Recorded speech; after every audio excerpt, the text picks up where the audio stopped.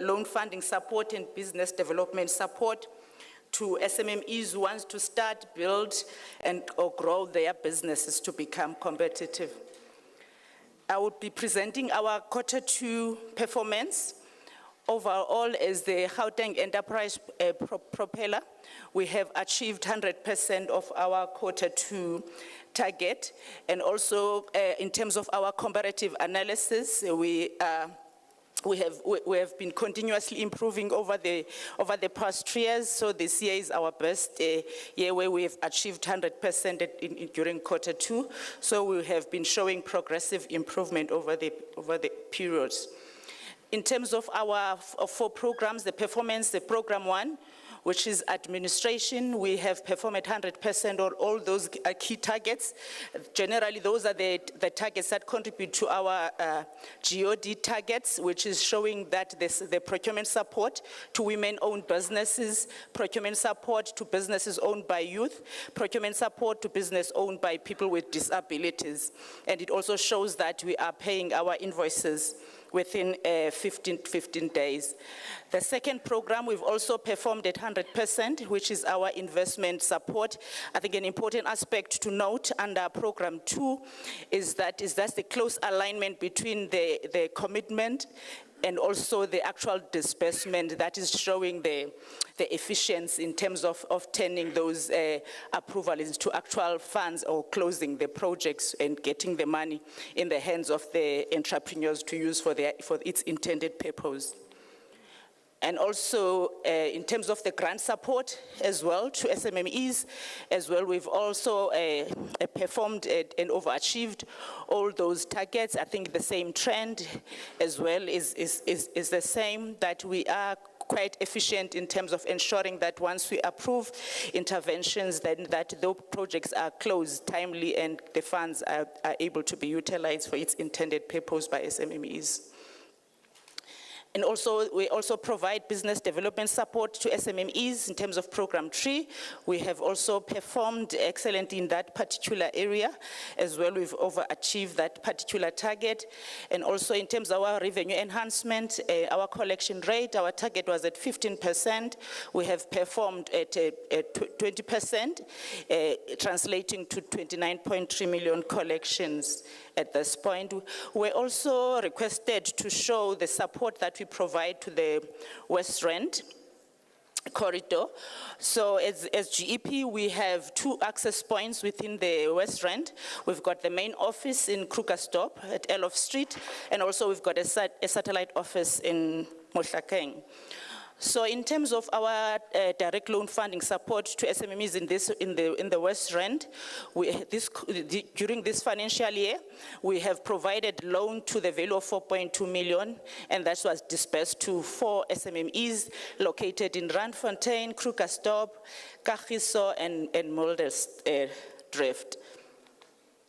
And then in terms of business development support as well, we've supported SMMEs to the value of 1.5 million in these regions, and then these were benefiting the 42 township-based SMMEs within the regions, covering Kagiso, Gauteng, Mansonville, Schiefmochale, Ridgeway, and Talton. And also in terms of the grant funding support, we've also supported SMMEs in this district to the value of 2.6 million, and that was dispersed to 100 township-based enterprises as well, covering Kagiso, Gauteng, and also Mohlakeng and Mansonville, and Foshville and Sinqobile. In terms of also the grant support to informal traders, we supported 102 informal traders in this region to the value of the 506,000 rands. And also in here, there is one SME that was supported as well in Toekomsrus, and Gauteng, Kagiso, Mohlakeng, Ridgeway, and Schiefmochale, Mansonville, and Bekkersdal. That is our support to this particular region, Chair and members. And then in terms of our financial performance for the quarter is also closely aligned to the operational performance that I've indicated. Our overall expenditure for Q2 was at 99%. Thank you, Chair. Thank you very much. The last presentation TSEZ. Then after TSEZ, re tlo lokisetsa dipotso. We'll start with members of the portfolio committee, then we'll follow with our stakeholders, e leng lona. Di lokise dipampiri le di-ball pen, akere? Thank you very much. You can proceed, madam. Good afternoon, Chair. My name is Bianca Kortenhoeven-Jagger. I'm the strategic senior manager for strategic planning in the TASEZ, or also called the Tshwane Auto City Special Economic Zone. I'll just await the presentation.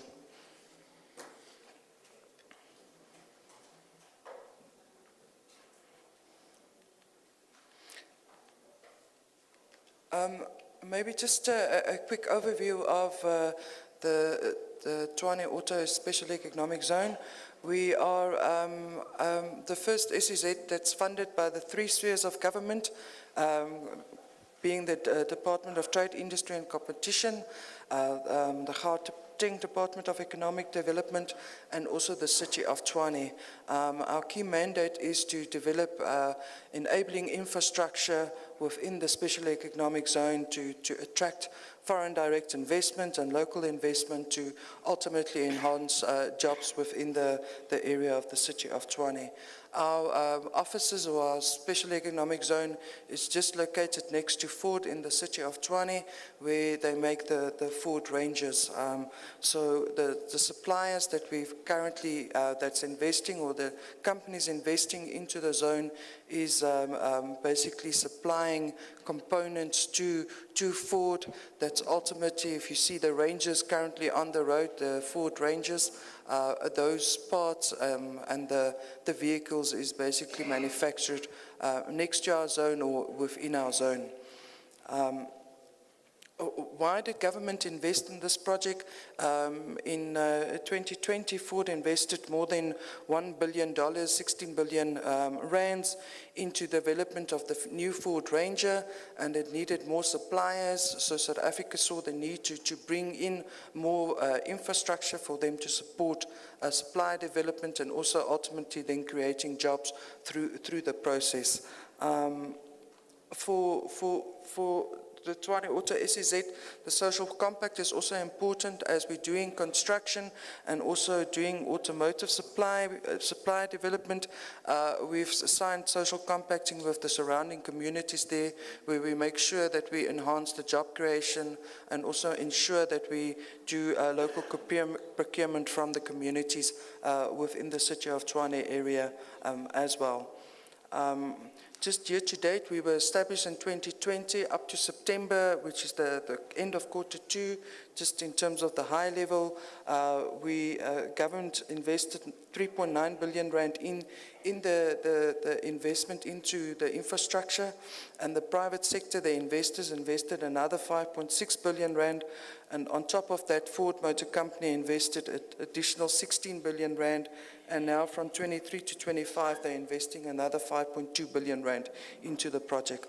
From a construction point of view, we've created, from August 2020 to now, 5,105 jobs, and from permanent jobs working within the supply park, or the SEZ itself, the tenants have created more than 3,000 jobs.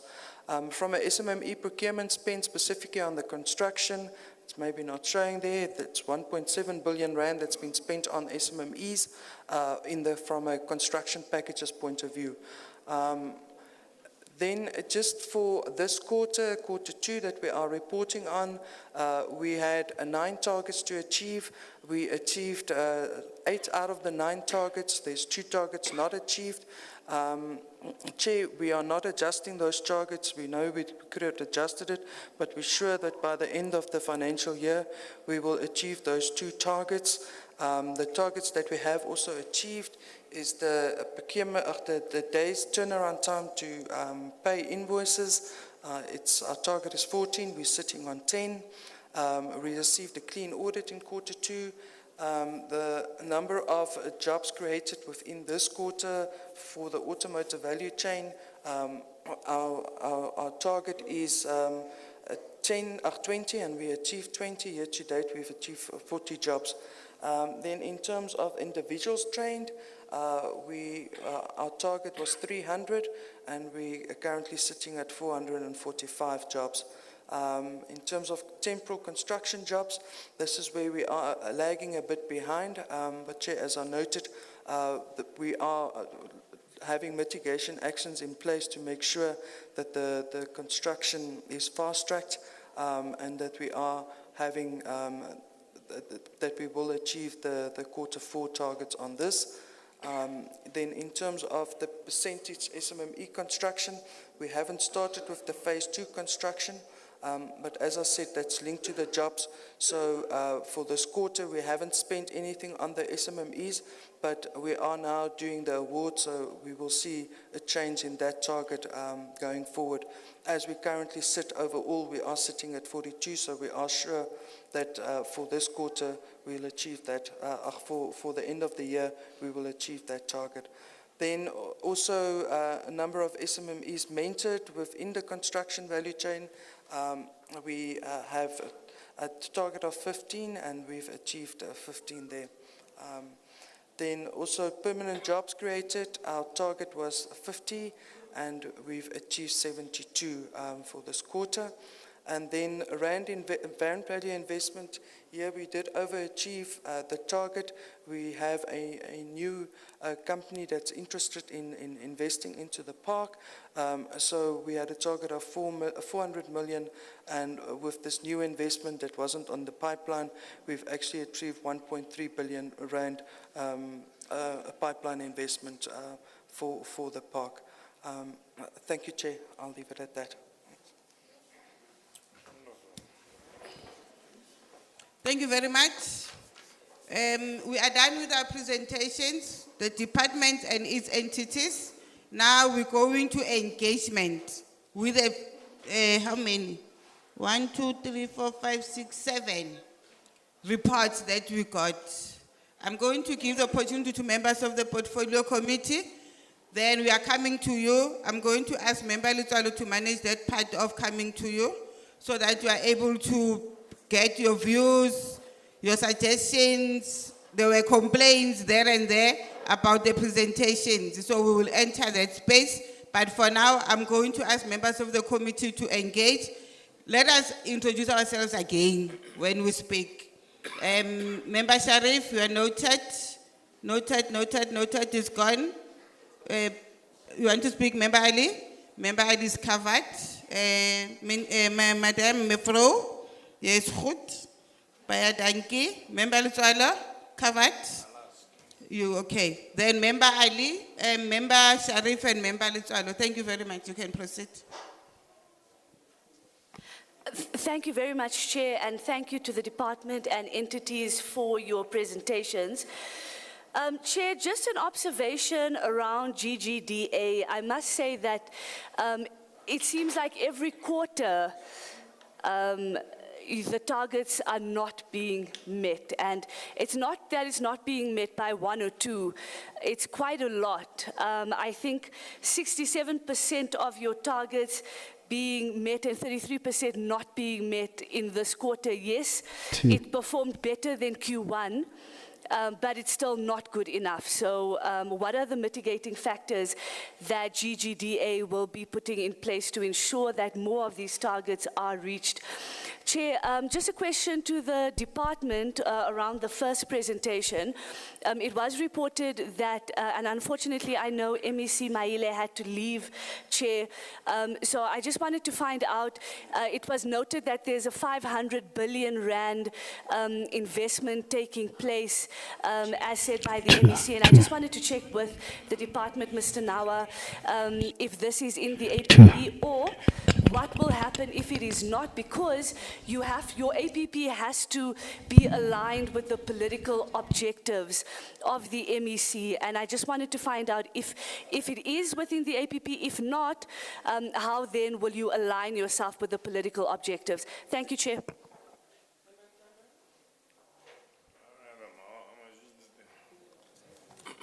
No, thank you very much. Let me appreciate our public stakeholders, but also appreciate the department with all the agencies that are represented here. I think at the outset, we should be able to give an indication that we're seeing somewhat of an upward mobility towards greatly intervening, you know, in stimulating the economy in the province. And I think we must commend the department for that. The complexity of the department is that it has got a lot of variables that it must manage. And because we often get reports being presented all at once, you will pick up that where there's a shortcoming in another agency might be compensated elsewhere, and that could in a way distort the overall reporting outlook of the department. But I think I just wanted, for the benefit of it, because I suppose as the committee will have another time to engage the department, but I thought possibly how the reports were presented might be a bit pitched, you know, high level for ordinary community members to understand, you know. So, Chair, I'd be more comfortable if maybe in the response of the department, you just simplify that now. What are the special economic zones, you know, and why do we have them? What are the opportunities that are there? We want to live here such that, you know, the community understands some of these strategic interventions that you are making in the province. Otherwise, it might amount to nothing if we don't get to explain what is a special economic, you know, zones. And then, secondly, you know, there are GOD reporting indicators there. We also need to unpack, and I'll tell you, when I was looking at that one of GEP, and I wasn't sure whether it's millions or it's thousands, where we say 52,672 against the 266. Is that millions? Is it thousands? Let's explain it. But in addition to explaining that, what are some of the support systems, you know, that would enable people with disabilities? And of course, it might also extend to youth, women-based enterprises. What are some of the support systems? Just last week, I was in Kuzo, and much of the lamentation by people with disabilities was that we don't even know how to enter, you know, and engage with the system. And this is across the board. This is not only just, you know, with economic development. So I thought maybe let's spend a bit of time explaining how can people reach us? You know, what are the mechanisms there? What are the avenues? So that if maybe there's somebody here who says, but you know, I'm young, I've got these ideas, but I just don't know what would be the initial step, we get to respond to that. Or there could be people living with disabilities, we get to respond to that. And then there's the issue around infrastructure. Well, this is a GIDA, you know, observations. When you talk about, I call it the OSHA, I know you call it, you know, OR Tambo, but I just summarize it, OSHA, SEZ, as well as the Biopark Phase 3. There's some movement there, but there are also blockages, you know, in respect of infrastructure development, the progression.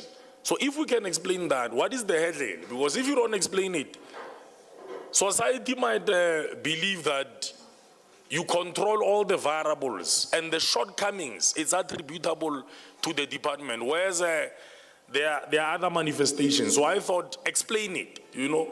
Do we have a, you know, bulk infrastructure being invested? And you will pick up that that may be the case, but you are not necessarily expounding it. So I just thought if we can do that, it's also going to greatly assist us. And the last thing, Chair, the GEP collection book, levies and loan book, you will see there it says, thus far we've only been able to collect, is it 29 million against the 149 million, over a stretch of what period? You know, you need to explain the kind of investments or financial support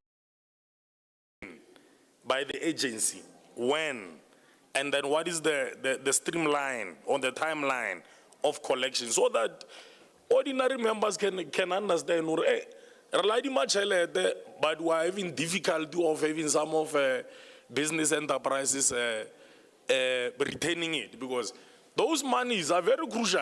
You know, we must reinvest them back amongst the emergent entities. If they are not returned, they strangulate the ability of the department, you know, to be able to extend its overall intervention measures, you know. So I thought, maybe let's explain in simplified terms, Comrade Chair, you know. So I thought just on those a few pointers, there could be an addition of other issues that I just thought maybe the department as it responds, simplify, you know, simplify. But yeah, I think those ones that I've captured should be sufficient. Thank you very much. Thank you, Member Ali. Thank you so much, Chair. I just have a question triggered by Member Letswalo's input there. The department had set themselves a target of 60% procurement of goods and services from townships. There's a target of 60% in Q2, but only 3% was achieved. So I just wanted to find out, they gave a reason that says they could not procure from township businesses because the businesses don't have what the department is looking for. I'd like to imagine that we have in the room here entrepreneurs, owners of SMMEs, and a number of people who would love to supply goods and services to the department. And we would love to match whatever it is that they are contributing to what the department needs. So if the department could maybe give some input and say, what is it that they need that they are not getting from township enterprises, so that we can rectify that? What should the township enterprises be producing in terms of the goods and services so that the department can move from the 3% to that 60% procurement? Thank you. Thank you very much. I just have 1-2 comments. The departmental program, HOD, did not specify programs that are spearheaded by DED here in the area as requested by the portfolio committee. That's the first one. So when we respond, if we could cover broadly, if there's any opportunities besides what the entities are saying from the department itself, do we have any programs that we've brought to the area? This one goes to GTA, the Tourism Authority. Part of our programs is destination marketing. This is the West Rand. We are in the West Rand. The presentation or the entity does not say what programs have we brought focusing on selling the West Rand to the world.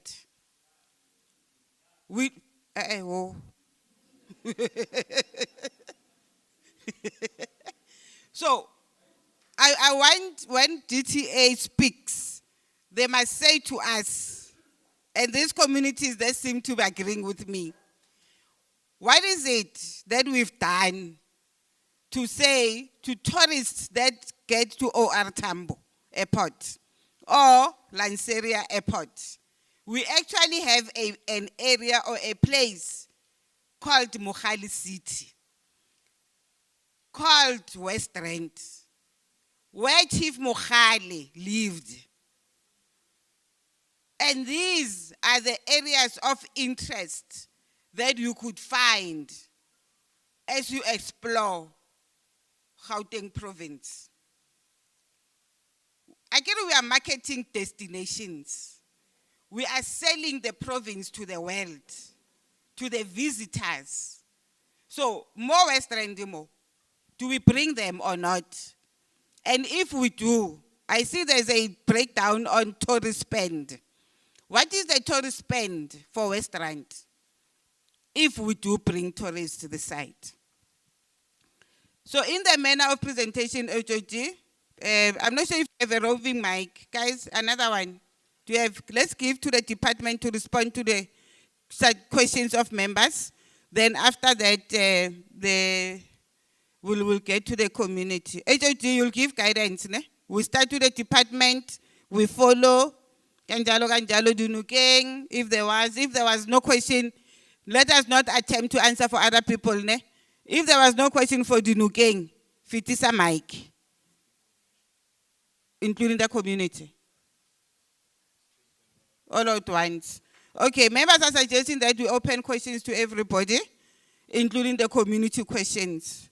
Member Lutsalo knows how to manage this part.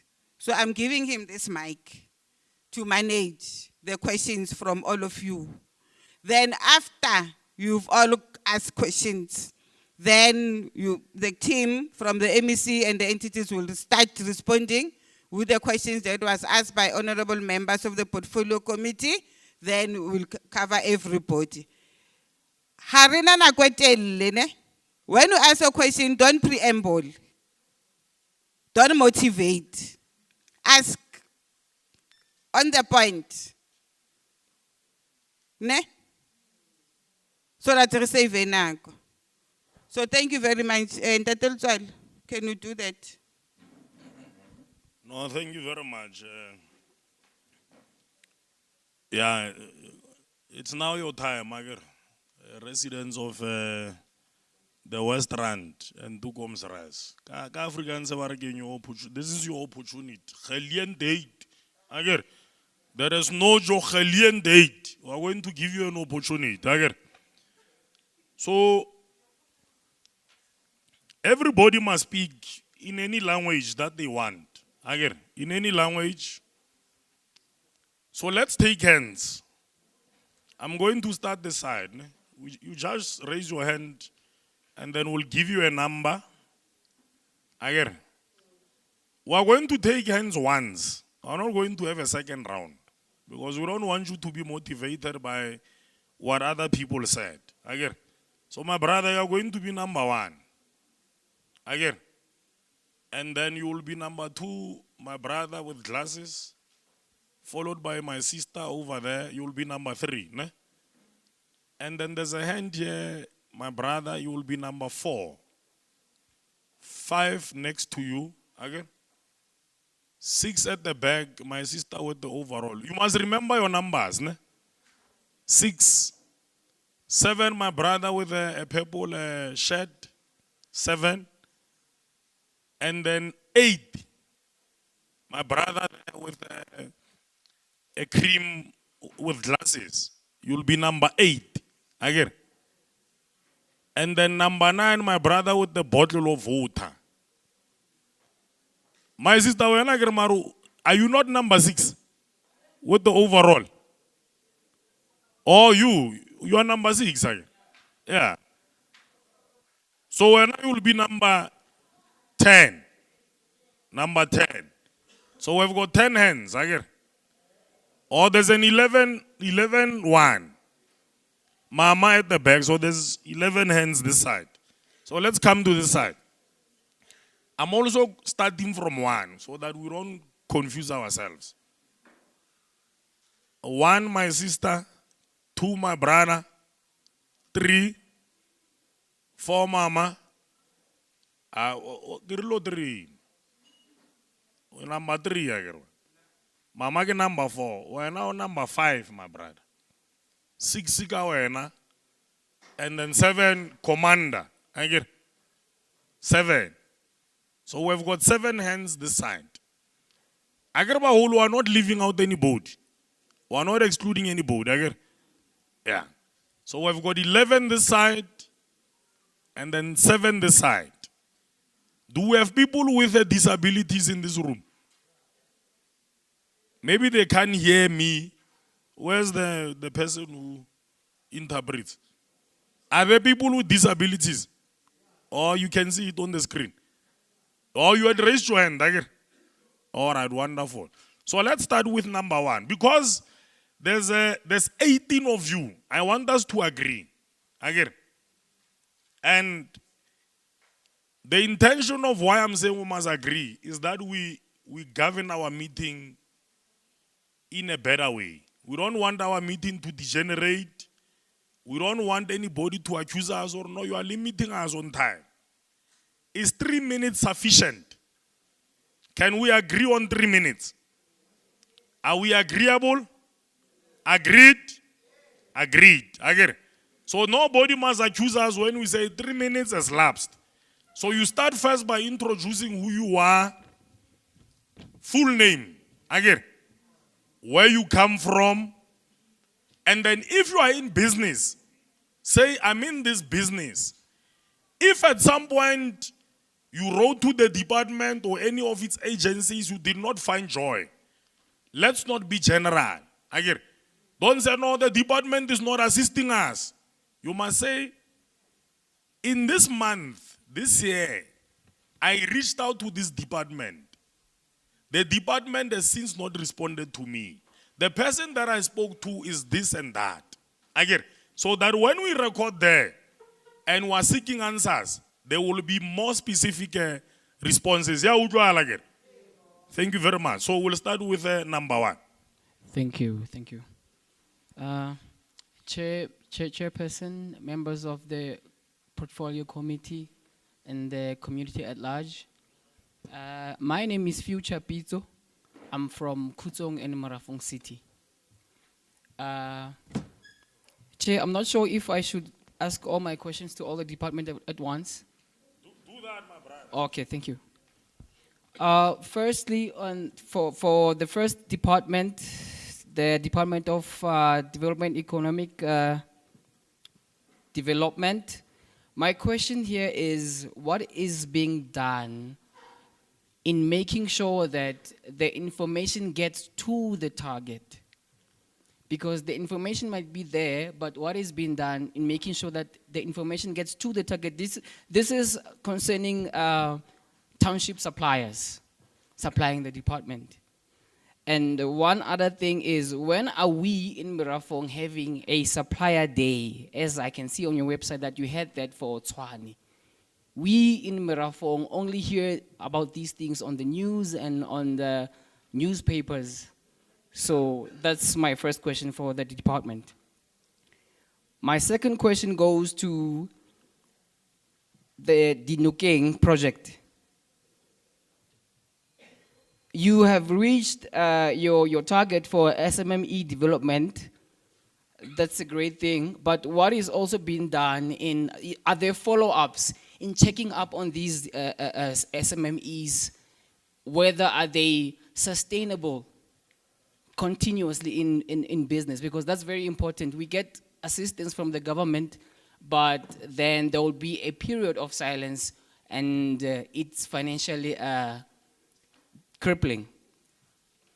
Now my third question goes to the gambling board, which attends to disputes of gamblers and alike.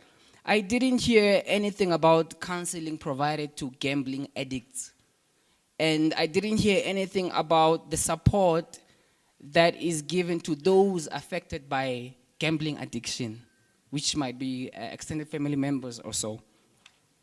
And then my fourth question goes to the tourism, to the tourism authority, that we in Marafong City have Abbey Bailey Natural Reserve, which has been there for years. There's animals there, there's chalets falling apart. We don't see visitors coming into the place. What is going on? Because there seems to be infrastructure and all that needs to be done.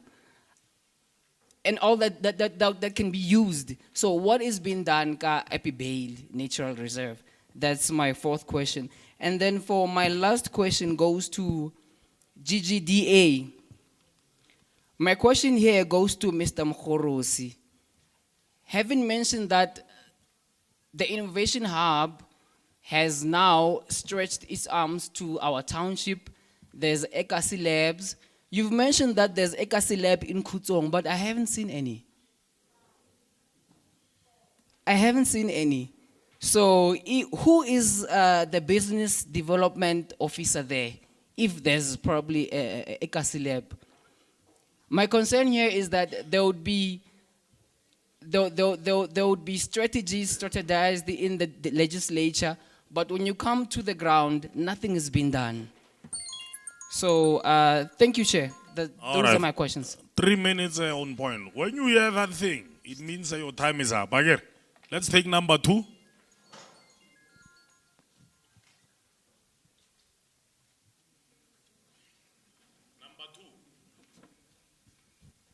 We number 2. No, Chair. All right. Thank you. Igama lami Sibusiso Nhlapo. I come from Merafong Business Chamber. I'm happy to have listened to the speakers today, alluding to issues of business, but I had little of beneficiation. The West Rand is most of its citizens benefit from the mines. So I heard little about the mines. I don't know, maybe all the speakers, they just chose to not speak about beneficiation in the mines, when in fact Gauteng itself is an economic hub, but through the mines. We've got a serious problem with mining companies predominantly in Carltonville, where we've got serious gatekeeping. In 2016, when the BEE codes of good practice were introduced, I think it was put at either 20% for local participation.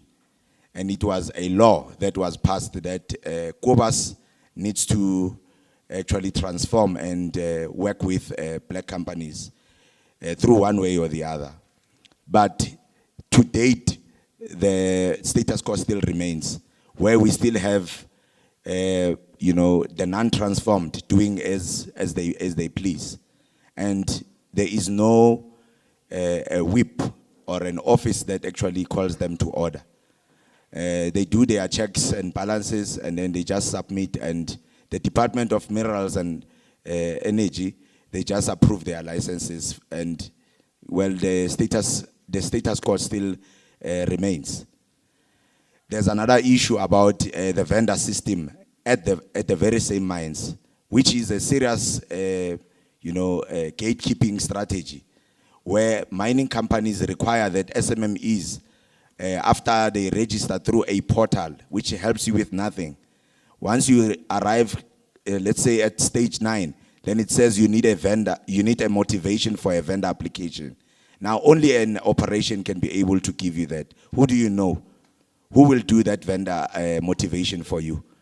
So already, you will still get a situation where, the elite or a few blacks, will either be, friends of, the system, and they only benefit. But when you look at the reports that they send through to the DMR, they put scores there, and they say communities are happy about beneficiation. And that is a lie that has been perpetuated from time to time.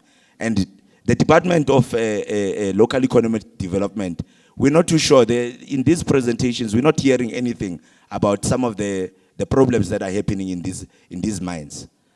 So on the mine front, we are quite not happy. I can tell you, the latter speaker just spoke about, supplier days. We attended a supplier day, but that supplier day, chairperson of the Q&A session, that supplier day was created, coordinated by the legislature itself.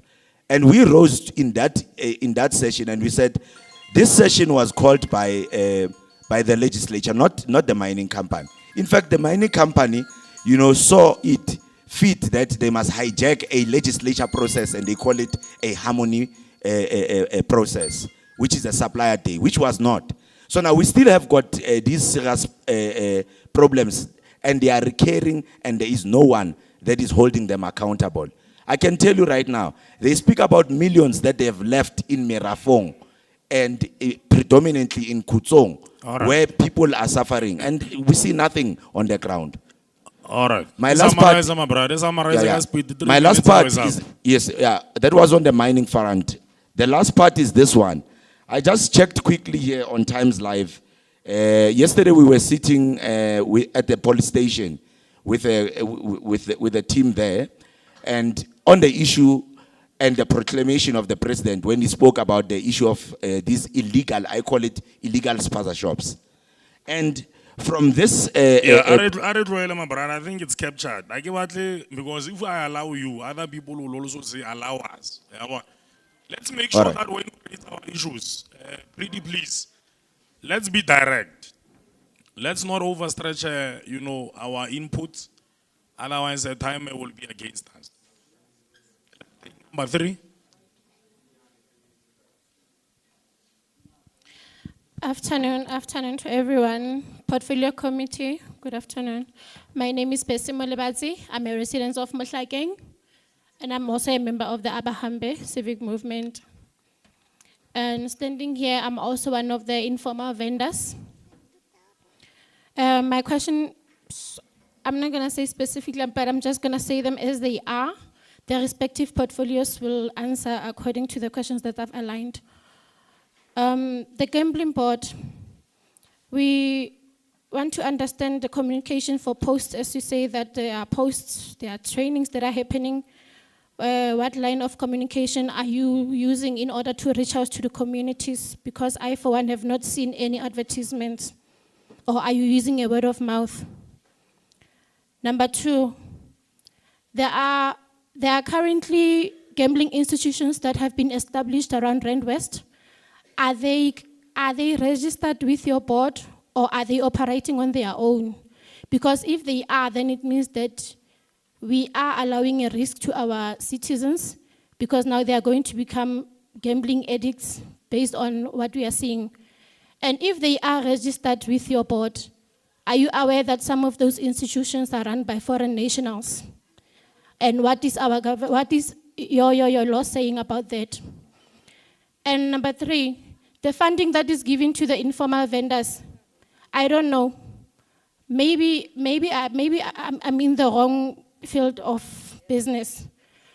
They are busy forming committees that we don't know when are they going to end. We are busy being put into WhatsApp group chats where we are promised funding. Every day we are talking, but when you start talking about funding, they'll tell you about the leadership. Where is that leadership? When is that funding coming to us? Are you aware that right now our own municipality has given permits to foreign nationals, but you as a South African, when you pick a corner, they will tell you that you are at the wrong spot? Are you aware that they are foreign nationals who are going to benefit from this funding that they are talking about? We are hearing all these things on the streets. We are not stupid. And if it is going to happen, we promise you, it will not be nice when we enter those offices. We demand that funding. It is our right as vendors, as informal settlement, to be given that funding because of the poverty that has stricken our own citizens. So please, let us fix that. We are not going to allow that to happen in our communities. And lastly, for the Toekomsrus Business Hub, they just built it and left it there. Who is monitoring that? You go to Randfontein Business Hub, there's two sections of Business Hub. Who is monitoring that? We still have foreign nationals also operating there, their salons. Whereas when citizens are sitting outside selling their fruits and veggies, being shattered by rain and storms. Please let us rectify all those things. All right. Thank you very much. Can I just ask my sisters for completion? Because we say there's the complexity of the West Rand is that it has got 4 municipalities, isn't it? Marafong, Rand West, Mogale, and then you have got a district. So when we say a municipality is giving funding to foreign nationals, which municipality is that? And do we maybe have some detail around that so that it can be followed up on? My leader, I'm going to be specific. I'm talking about the Rand West municipality. Do we have any further details maybe of the people those foreigners? No detail. No. It's fine. No, it's Okay. fine. It's fine. No, it's okay. Leadership. I will not give you names because you walk into Rand West municipality, you ask for those Okay. committees. All right, it's okay. No, but that helps. At least we now know which municipality so that investigations can be more directed. Let's take number 4. Who's number 4? Number 4.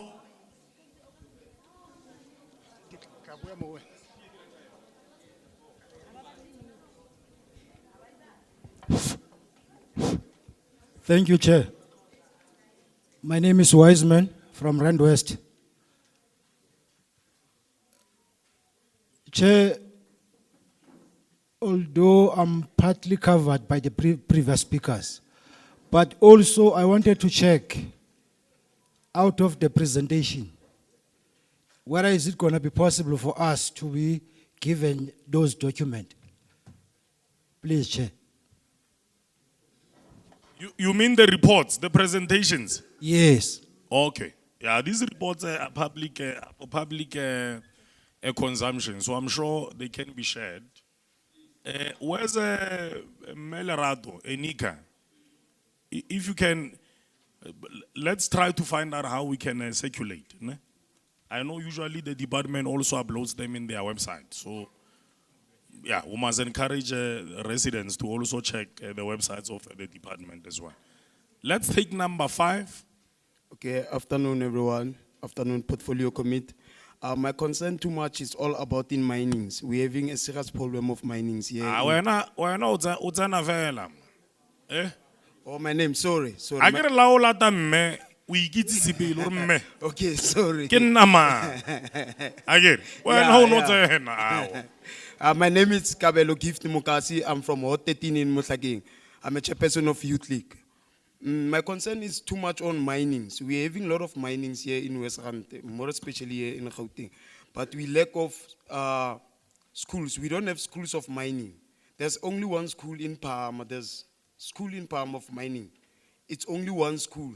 And then we're having a lot of minings here, which is most of our youth. They are sitting down. They don't have jobs. Others, they don't know what to do with their lives. Whilst they can go there and start to train themselves how to mine. So now I'm asking myself that why are we having mines that are not providing nothing for our community? And then you are here to develop us. It's an economic development, this one. Our youth, they are lack of jobs, they don't have jobs, and minings are here. Why don't we produce gold for ourselves and then sell that gold for other people? So that was my concern. I didn't want to talk too much. All right, thank you for saving us 2 minutes. Appreciating that democracy. Let's take number 6. That will be me.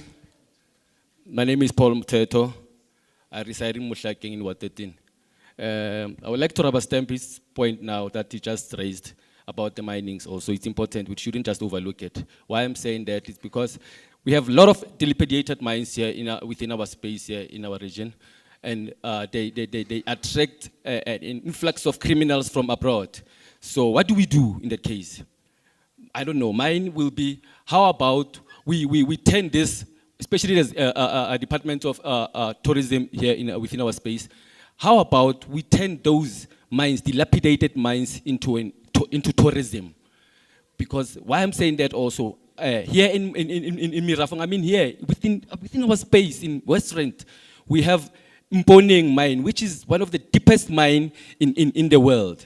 So it simply shows you that we have potential in here. We can attract tourism industry, and it can take us far. And one other thing also, to avoid disparities also within our province, I would like to ask a question of the broadband connections.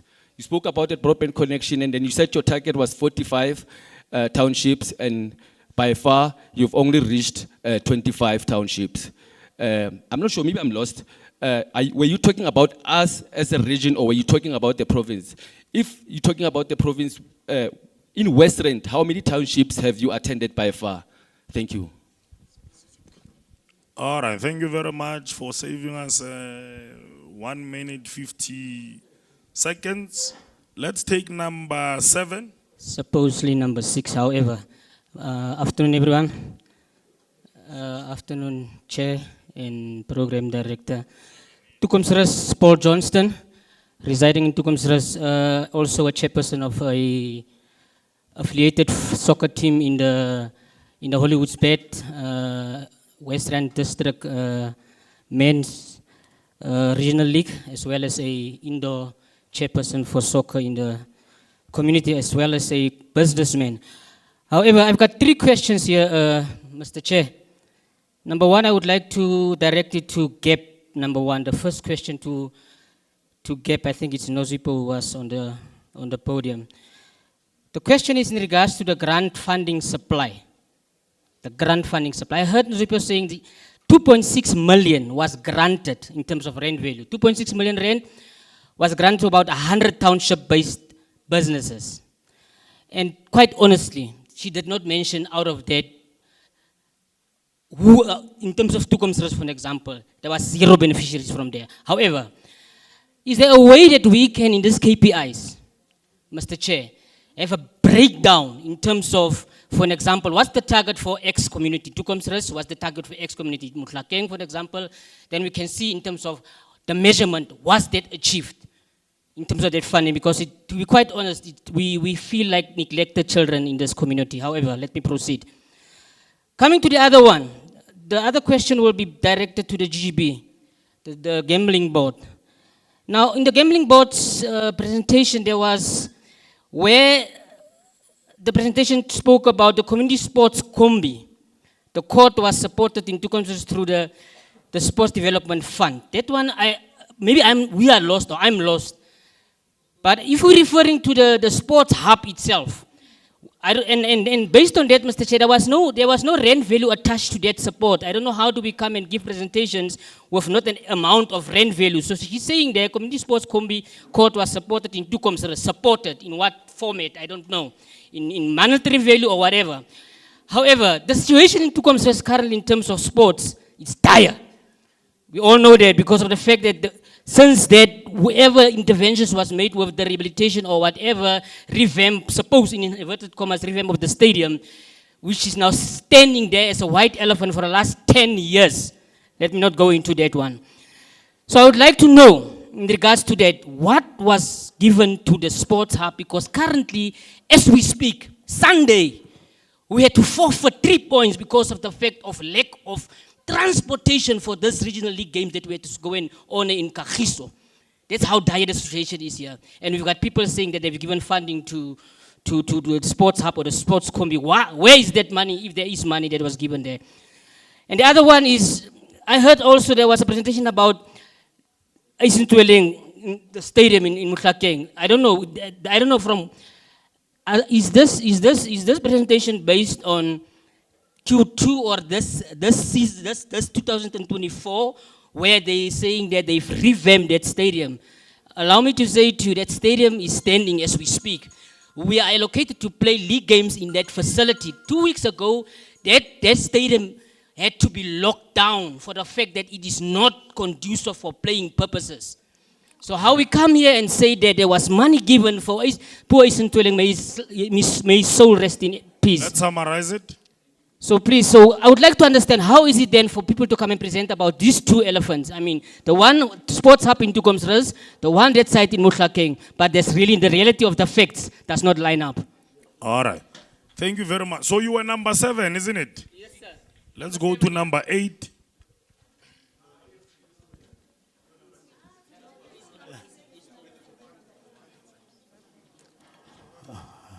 Okay, thank you, sir.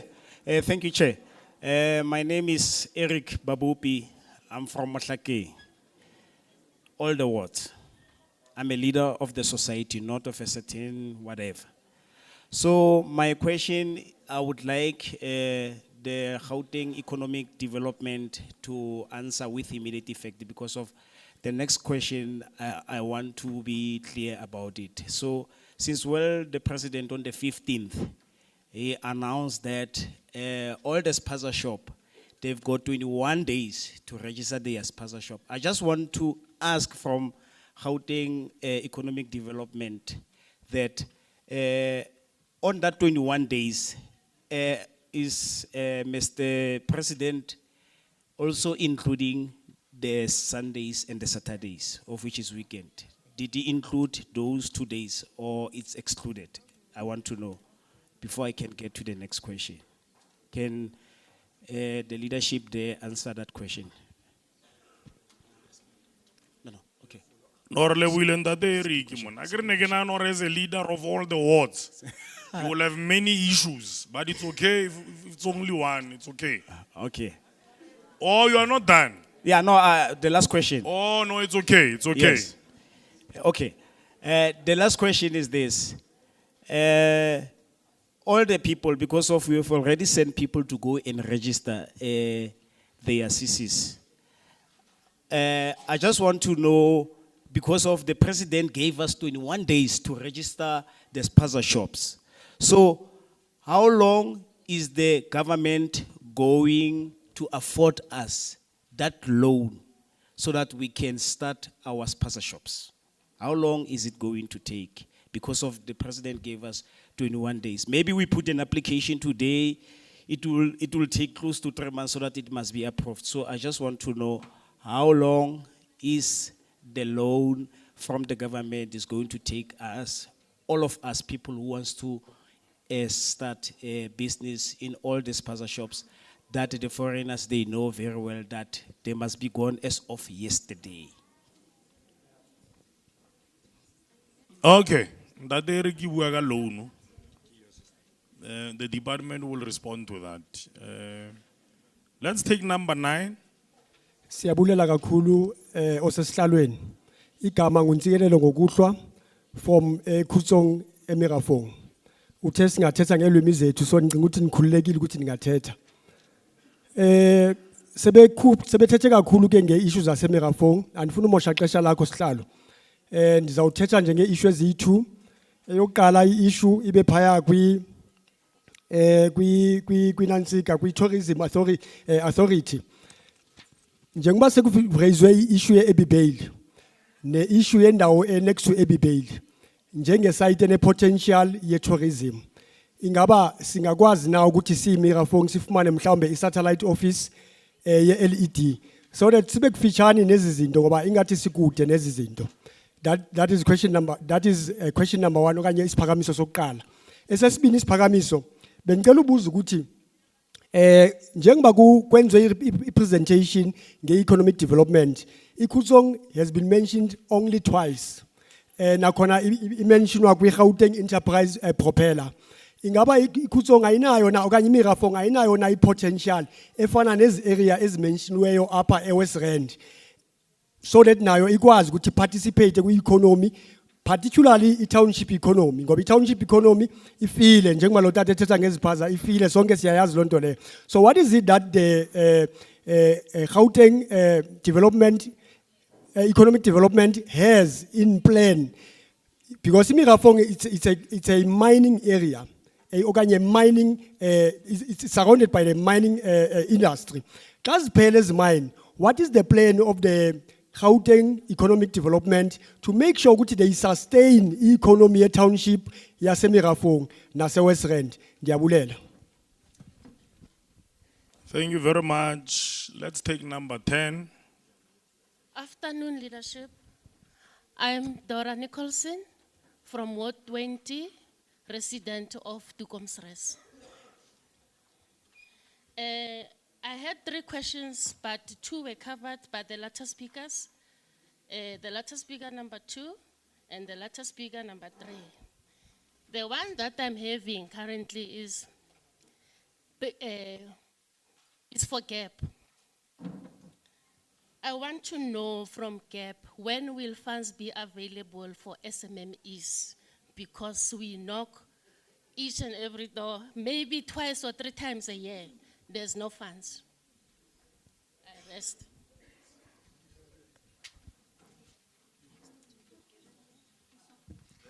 Okay. Do you maybe have a specific experience, Mama, so that I get Rona, we hold the department accountable. If you say I went there this month,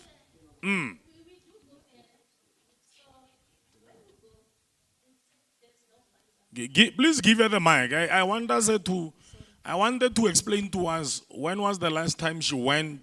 Who refused to assist you there? No, they don't refuse. They only tell there's no funds. Oh, they tell you that there's no funds. Yeah. Okay. All right. Let's take the last 10 this side, number 11. Awa 11 ntate, wena o batla ho senya lenaneo la rona. 11. Molweni endlini, molweni committee.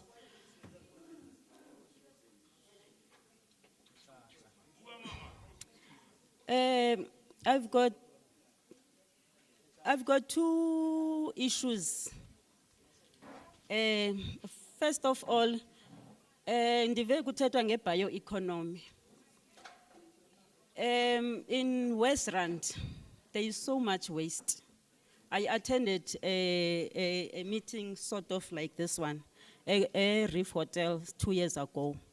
And what I've picked up there, it's that Mirafong and Tshwane, they are the only places in Gauteng that are dealing or training in bioeconomy. So my question is, West Rand, what is the plan? Because we've got a lot of waste here. Lot of waste that can do something to boost the economy. Secondly, GDDA, what? Yona leyo. I've got a problem. Information when it comes to the community. Yes, we do have a hub in Mohlakeng.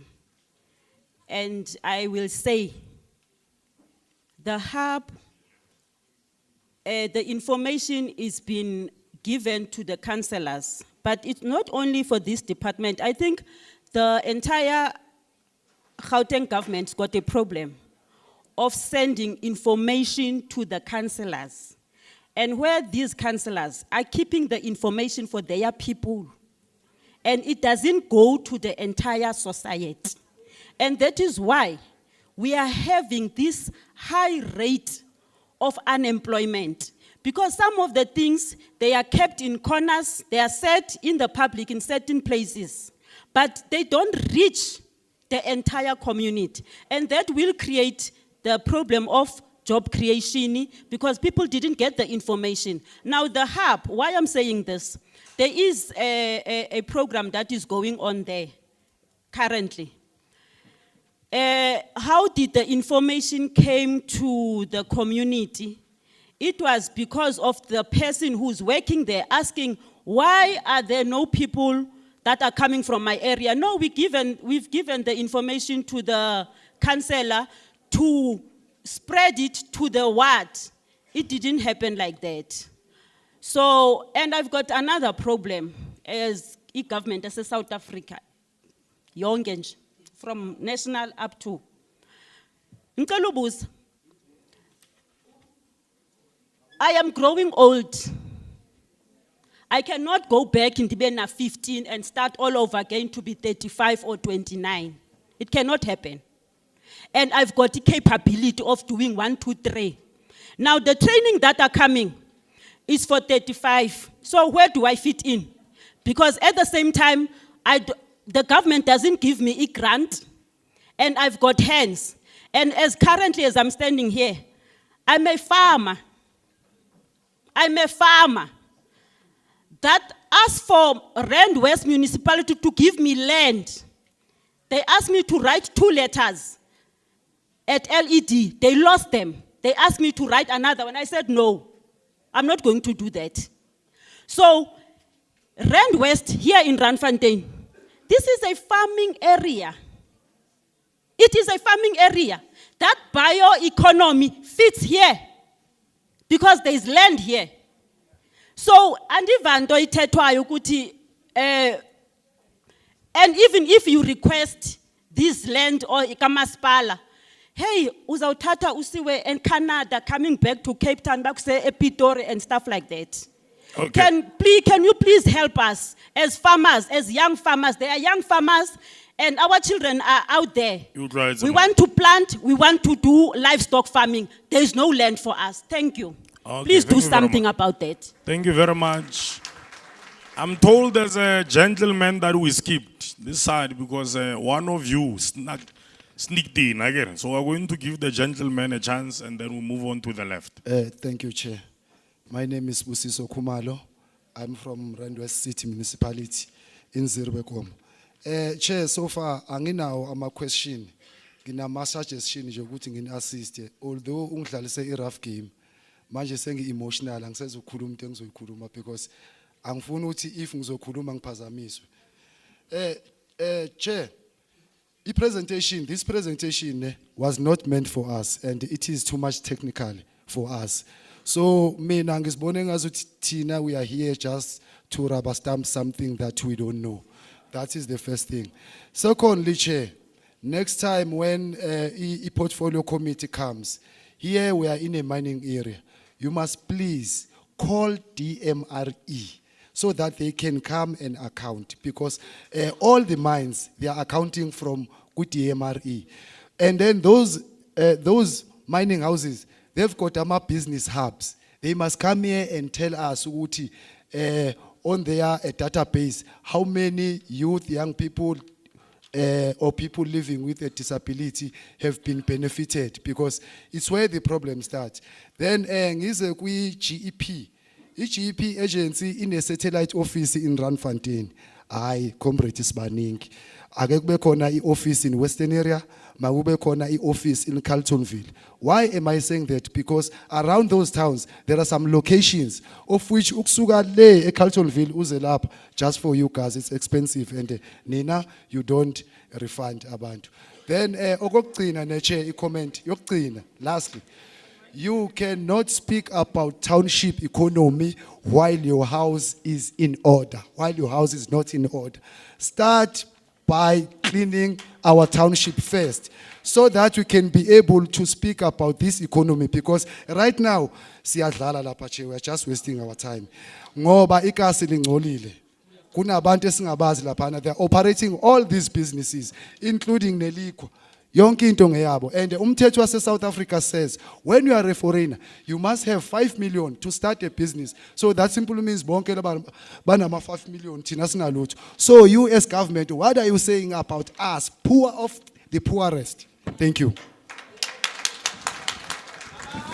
All right, thank you very much to everybody who spoke on this side.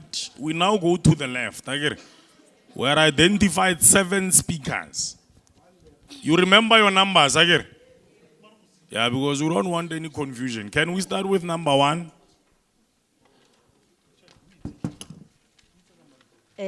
Afternoon, community of polio. My name is Ellen Mdingi. I'm coming from Ellen Mdingi funeral. Mama Ellen Mdingi. DT Councillor, my name is Ellen Mdingi. I'm coming from company Ellen Mdingi funeral. Zihlala emhlakeni eward 13. Into endithi ndizama ukuyiphikisa igap yasebenza community. Igap indifande 2 times. Okwesibini amakhansela amanye awezi kuthi ngomsebenzi. I don't know how many times kuthiwa man apply Randfontein for imisebenzi. I didn't get kai one. Nda register company 2017. Uzosiwa left and right in center. Gauteng to Eastern Cape. I think maybe I must go back to Eastern Cape. Landi bithethwa ngumama ethi into kokubana if una 35 years awungeke uzusebenze. You try wenze ibusiness yakho awungeke uyifumane lonto. Okwesithathu umna ndancedwa ngubhutrhozo I think wase gap ukhona apha. Othi gap ayisebenzi bancedile apha emhlakeni. I'm not mna ndi1.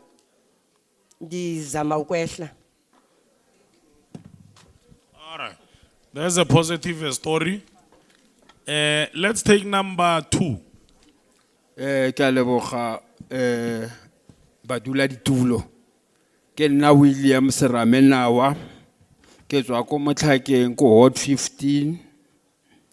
Bagolo le setšhaba sa Motlhakeng ga ke tlo lwana, mare ke tlo thusa fela ka di-point tse pedi tse tharo. Re Maile. Hai, o tsamaile. Mara a kere ha ke re Maile, ke bo re Maile ba. Motlhakeng as a whole is a tourist site, as we said, Mama. Motlhakeng re na le everything is from sports level, from streets. Our streets are named after the leaders. And re na le the icon again. Tse santse di le teng. Tse santse di dlala bolo bo Ismanyesa. Ba tswa la itse ra ba itse kaofela bo re na le di icon, di carrots. Tse santse re ipile ka tsona. I like ha ke go ratile ha o bua ka gore santse re etseng mama. The question go gore ha re na di event or how tla ka something ko Motlhakeng. Or other people they tend to steal them. O tla ka idea gore let us have a World Cup or le issue ya boxing. No, World Cup at Township. Ke tourist site. Re zame go tla ka something. Se se tla tlisang tourism. Re kopa support ya lona as we said mama gore it's part and parcel ya tourist destination. Kopa gore ke batla etela di office tsa lona lo lotle le gambling board.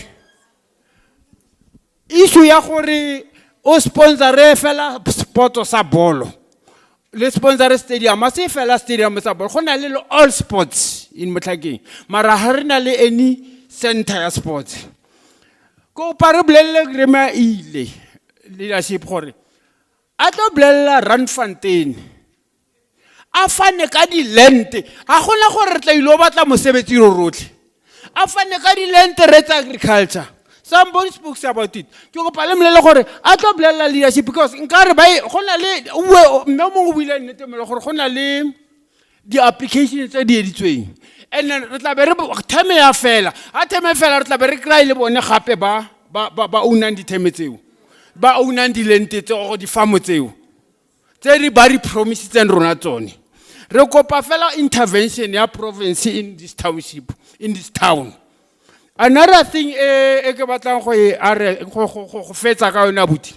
Ke gore we must stop go nna re ntse re dependile ko lona. We must gore le rona community santse re be independent. Santse the whole money e promisitseng Rand West e tle mo Rand West. Nto ya gore re nna re depende gore no e tla tla ka mang a itle yotlhe e tlo sheriwa community dependence you know the re mo mathateng because of gona le issue ya ntobuti mathang gona no ya dispenser shop batho ba complain ka dispenser shop re kopa nna ke ha ke sa batla go ya ke fetsa ha ke sa batla go nna ke lwana le lona or ke lwana le councillors because of if we can have a political will everything tla ba sharp mar ha rena political will re hirilwe re di politicians rotle di political office mar ha rena political will go assist our own people. Please let us assist our own people. You guys and that is Rami ons baizani. That is Rami. Urle italin tate nawa. Wamizin tate nawa. Ogwa butwao. Alright, Nora lebu. Are go number 3 agere. Are the number 3 wa rona.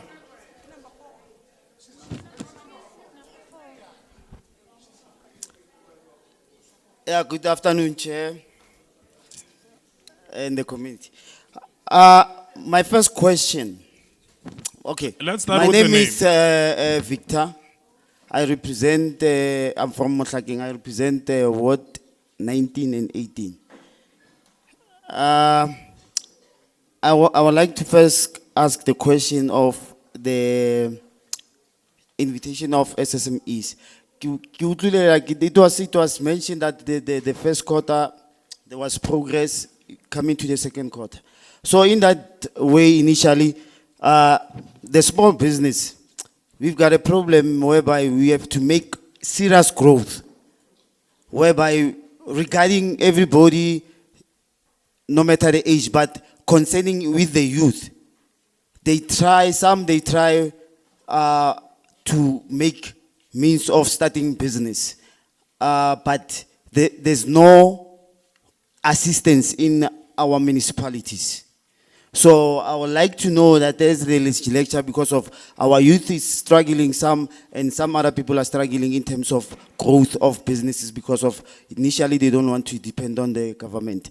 So I was having this young boy, he started his own enterprise of a small business, and then he was struggling with a place, and then he just rented an outside place, and then unfortunately it was the landlord refused to give him time to make growth because it was a starting development. So I want to know, when coming to assist those who are desperate to start their small business and to stand on their own 2 feet, what is the province doing to assist them? Because initially they want to do something.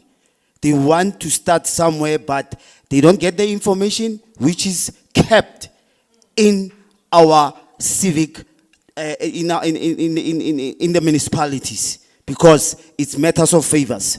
So we don't want to see favors going to certain people who are related or aligned to those who are in the municipalities, who have portfolios of MMEs. So with that, my second question is with the Growth and Development Agency. With the infrastructure purpose, I just want to know how are they planning to make growth on that regarding to our townships? Because now you have to make growth in means of saying now the economy of our township is growing, because we're putting a hand and helping those who want to grow the economy. Because there are many people who want to grow the economy. Now they don't know where to start. So now I would like the legislature to engage with the municipality, to tell them they must engage with the community, give them the necessary information so that they must know what to start and what to do. Now that will be the purpose of growth regarding even the business hubs, because those who mention about the business hubs, there's nobody who's making follow-ups. There's growth in development of business there. The people who are being there allocated the space. So now there's no audit check on that one. And then regarding to attraction of tourists, here in Motlhakeng, it's a tourist destination on its own. As Mr. Nawa said and the other guy said, he mentioned about Asintoling Stadium. It's a tourist zone. It's an attraction for tourists. Because now, that stadium is named by Asintoling. Before it was named, Liverpool used to, long time, in the 90s or 2000 there, it was once came here in that same stadium and come and play there. And it got a record of the Premier Soccer League of many teams playing there. Now, our Eskuze, the likes, and then we've got many of them. Terama Tebula also is an icon of boxing. So now, those people, when they come, they must be told about those icons, because now that's a heritage on its own. Okay. And we got also athletes. Thank you very much, my brother. Thank you very much. Thank you so much. I think the issue around the tourism has been captured. Let's take number 4. Dumelang. Ke batla go bua puo ke tlhaloganyang. Sentle le batho ba tla e tlhaloganya. Lebitso la ka ke Nkele Modise. Ke nna ko Hot 13 mo Motlhakeng. Company ya ka ke Lesedi ke Lerato Trading. Kana ko ele ya di CC. Hantate kima. Ntate ke mang? No, ema pele. President ele ya rona ele ke mang tate Mbeki hana re or le ene Mandela na rile sevuse o sevusele. And then I start to register my company ka 205. Ka 205. Ka 2011, ka utlwela ka GEP. Kaya ko lo batla di fund ko GEP as nna company yaka. Now I'm dealing with gore ke kene mo dilong tse pedi tse tharo tse. Ke kene mo dilong tse tharo tse ke bona gore ke sa se ke tsofala ya no. Ke na le 57 years. Ha sala ke register company yaka ke na le 36. Mara still aka swara sepe. Aka swara sepe. And then bana baka ba bile ba punishiwa because ke na le company. Bana baka they've never even get grant. Bana baka abazanke ba kra grant. Ke tshaba ke re ke iplela gore ke batla go nna self-employed. A o mongwe o sa kgoneng go etsa se se mo minding wa ka a kry a benefit tšhelete ele e ka be kry ke bana ba ka ba i4. Ke na le bana ba i3 ba tswang varsity. Yes, ke re thank you God because I've done something in earth. Nna ke re DTI ke batla go itse gore DTI ke bua le ka DTI e re thusa yang. Ka 2019 I had to pay kweda 22,000 gore ke kry mosebetsi o ko kry-ile mara ke o editse mosebetsi mara ka tshwara sepe. Ke patela 22,000 because ke ne ke kolota kweda. La itse ke re kweda ke re a ke re wa itse gore ha o register company ko DTI o tshwantse wa patela every year ha company ya go e forjara. Na company ya ka e forjara a o sa itse na company ya ka e forjara ka di 29 tsa November e tla be e forjara. And then ke santsane ke a kolota DTI a ke bereke. I'm not complaining gore a ke bereke ke batla fela gore ke itse gore department o re thusa yang. Yes, SARS ra patela batho ba tla ba re complyela re sa itse di e-filing. A re ditse ke re e-filing re ba khale rona ke re ha re ditse ba batla bo ma 900 wa ya lo adima ko mkhozi wa go adima o patela 900 ele ka something fela gore o ye o lo batla mosebetsi. BEE we know gore BEE we have to re nne le BEE right gore bagolo department ke kopa le re thuseng. Na if la o ka kena mo 16 o kene o shebele se ke lerato ke ntse ke re ke patela ka thuboponyana ele ya bana baka e ke rekisang di ice gona nong ke kene mo transportong gore ke kena mo ntho e ke bonang gore ke tla pusha na mara ke pusha fela bikinyana a se gore ke useless. Na mo maspaleng o ke ne ke na le company e etsang ditena tse sa berekising samente. Rona nna we identify a parent one a sokola one a sokola as na ntlu re mo file ntlu mare a gona sepe.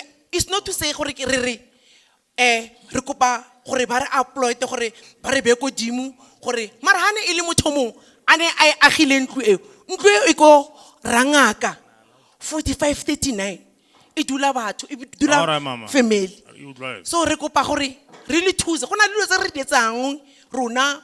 Yes papa ke bule sebaka gona dilo tse re dietsang re kopa gore le re thuseng as re na le di company re sa batle di fole re tla di fa bana ba rona ba tla tsamaya ka tsone tlogelang go fa dikeleme mesebetsi.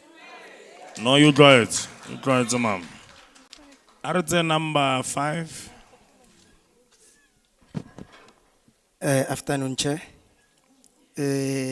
Wemingo Pelalona ki Terence Masiza, originally from Bakersdale. I come from the company Waste Care. I can attest to stories the previous speaker.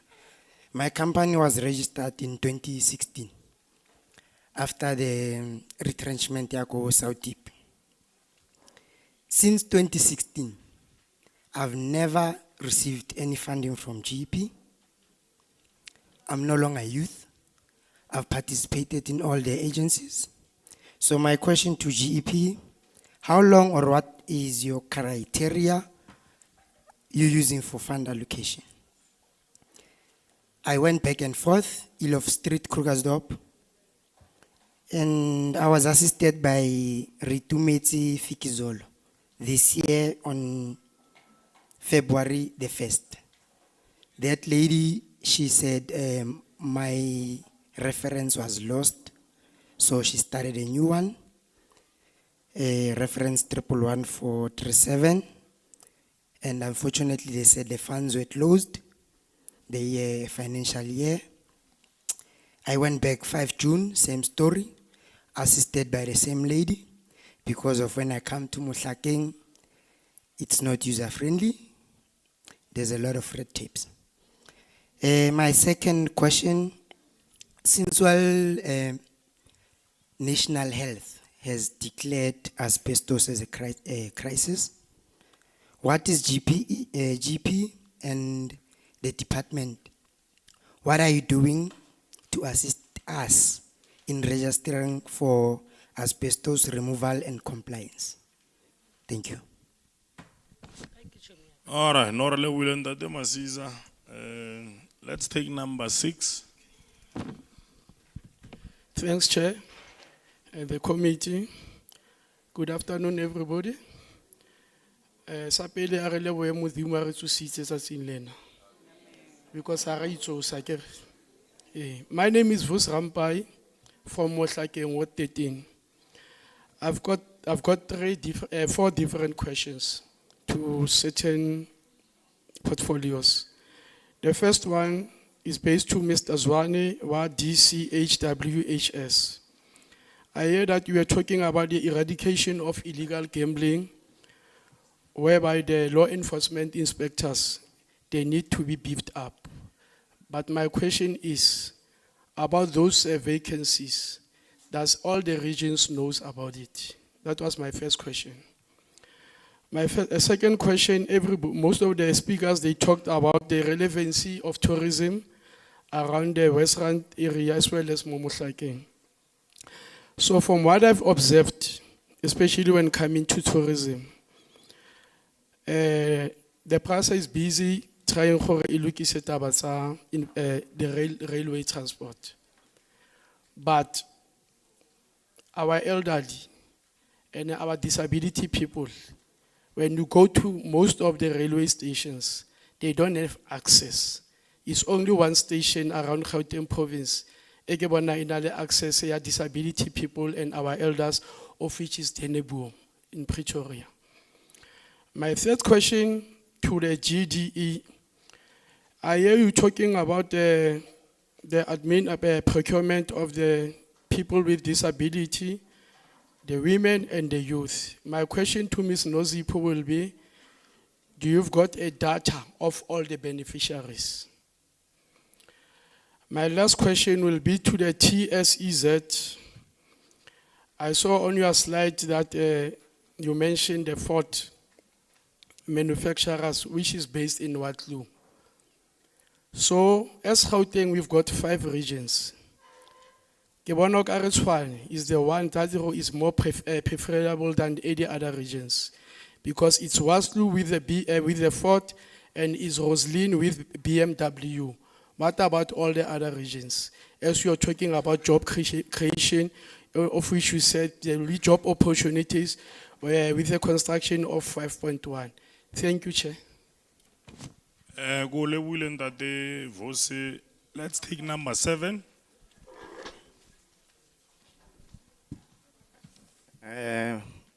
Ke tlo rata ho dumedisa bagolo ko pele ko from the portfolio committee ya economic development.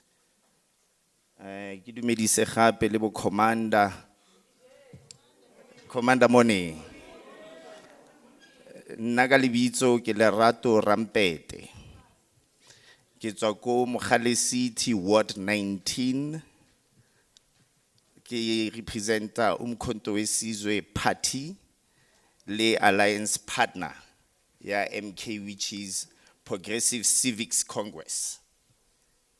Bagolo, ke kliana ke onara pitso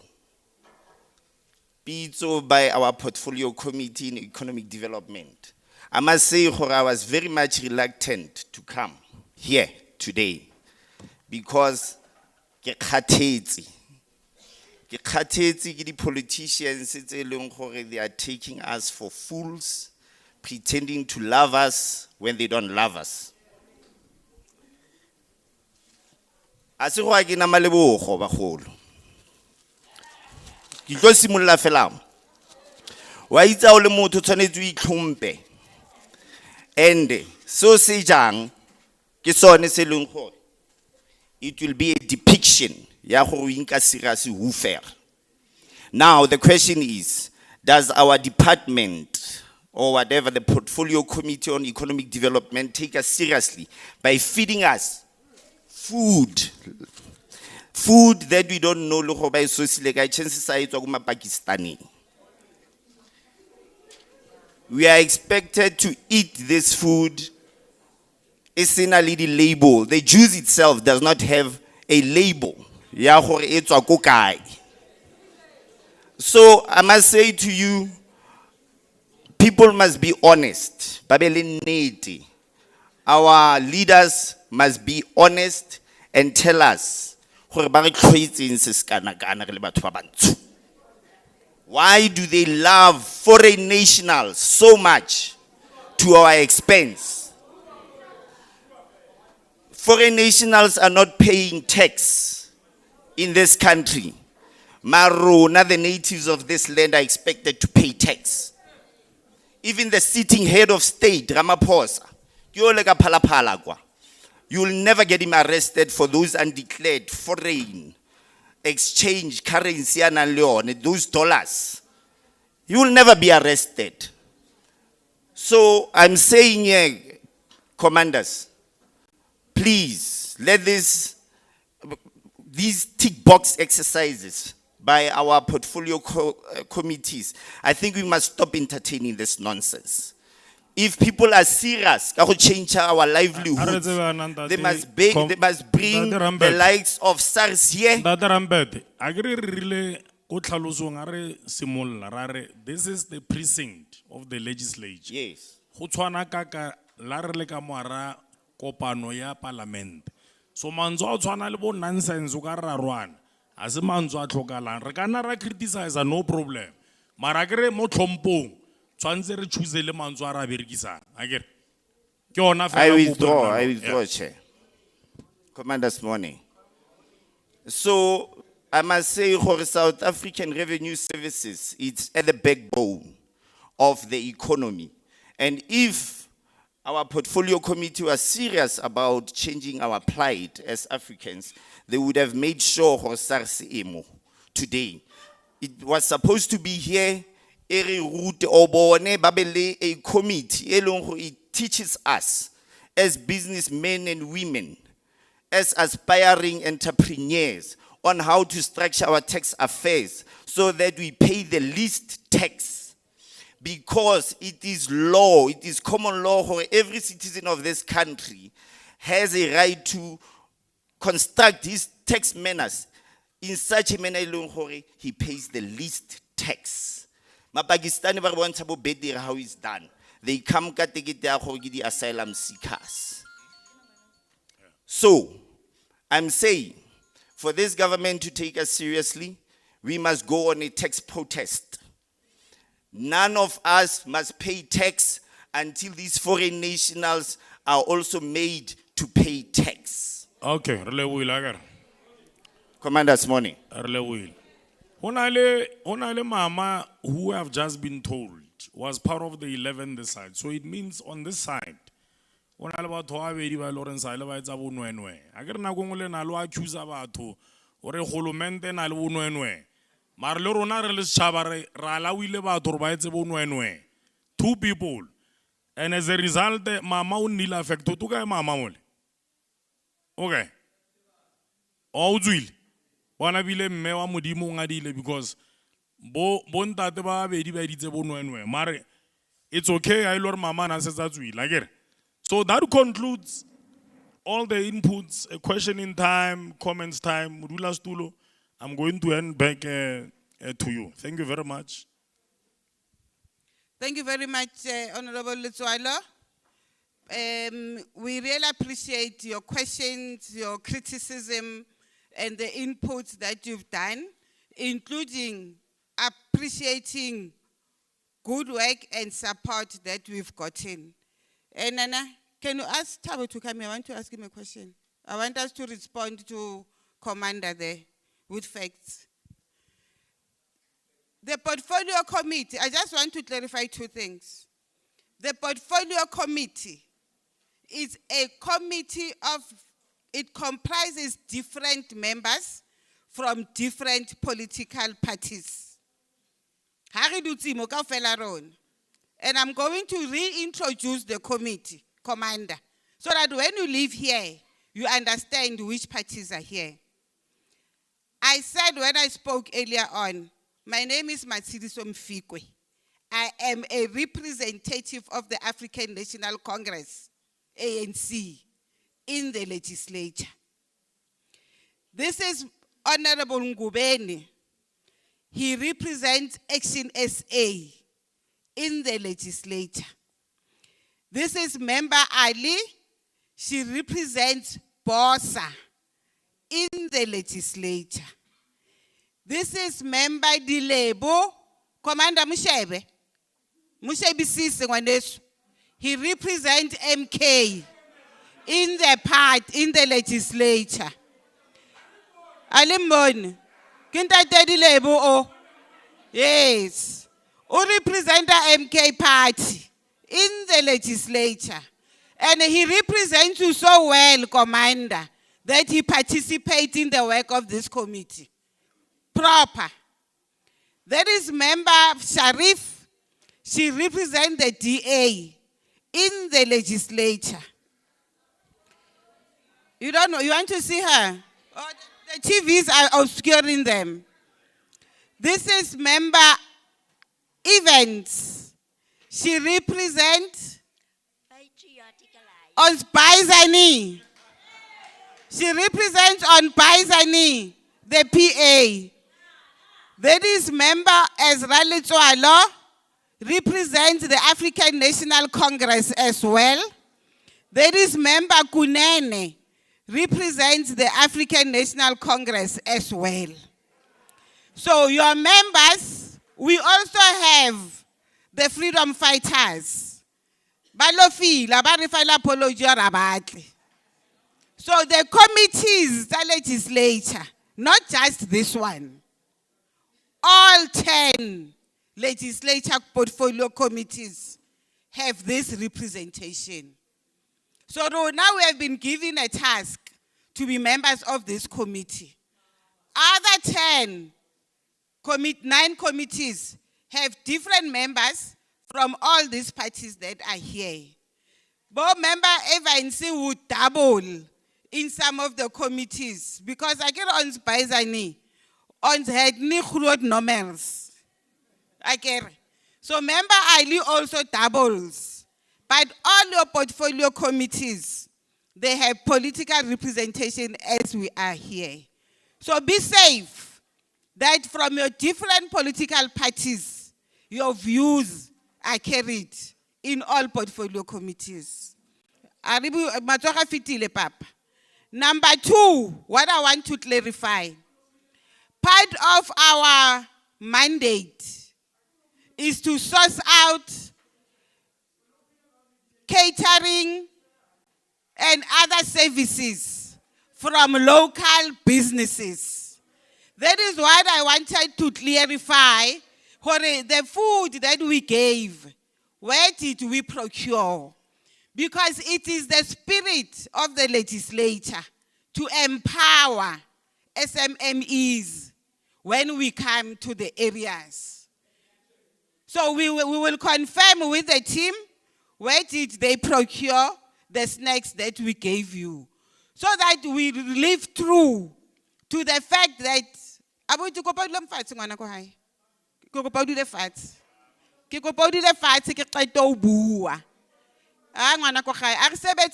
you see, we said when we started, we are in the precinct of the legislature. And in the precinct of the legislature, there are ways of doing work. So we gave all of you to ask questions. I said I am going to clarify 2 things. Then the team that is here will answer all your technical questions that you've asked. It doesn't mean that by me responding to the 2 issues, the questions is alone. The only person we are allowed to leave is the MEC. All of us are still here, including all the leaders that presented the different presentations that we made. So your questions will be answered. So the legislature's role is to do what we call public participation. And this remains a critical tenet of the work that we do as the legislature. Our responsibility is not to sit in town when departments are saying we have achieved our targets, because these targets must benefit you as residents of Gauteng. Legislature is not a West Rand legislature. It's a legislature for all 5 regions that exist in the province. That is why we insist in the presentations when we come. Next week we are going, in fact on Thursday Health, we are going to Sidibeng. And we are saying to the department, when we go to Sidibeng, tell us also, what is it that you are doing specifically for these areas, over and above the presentation on the work that you do, that you are supposed to give us and the community. Because we don't want to be sitting with the teams, with the departments, go legislature, go toropong. Refer like our report, morona. Go West Rand, we're doing 1, 2, 3. When, as you are saying, you have no information. So this is part of bringing the information to you. Yes, there are gaps. We're picking up from what you were saying, there are gaps, and we will address those gaps. So, public participation.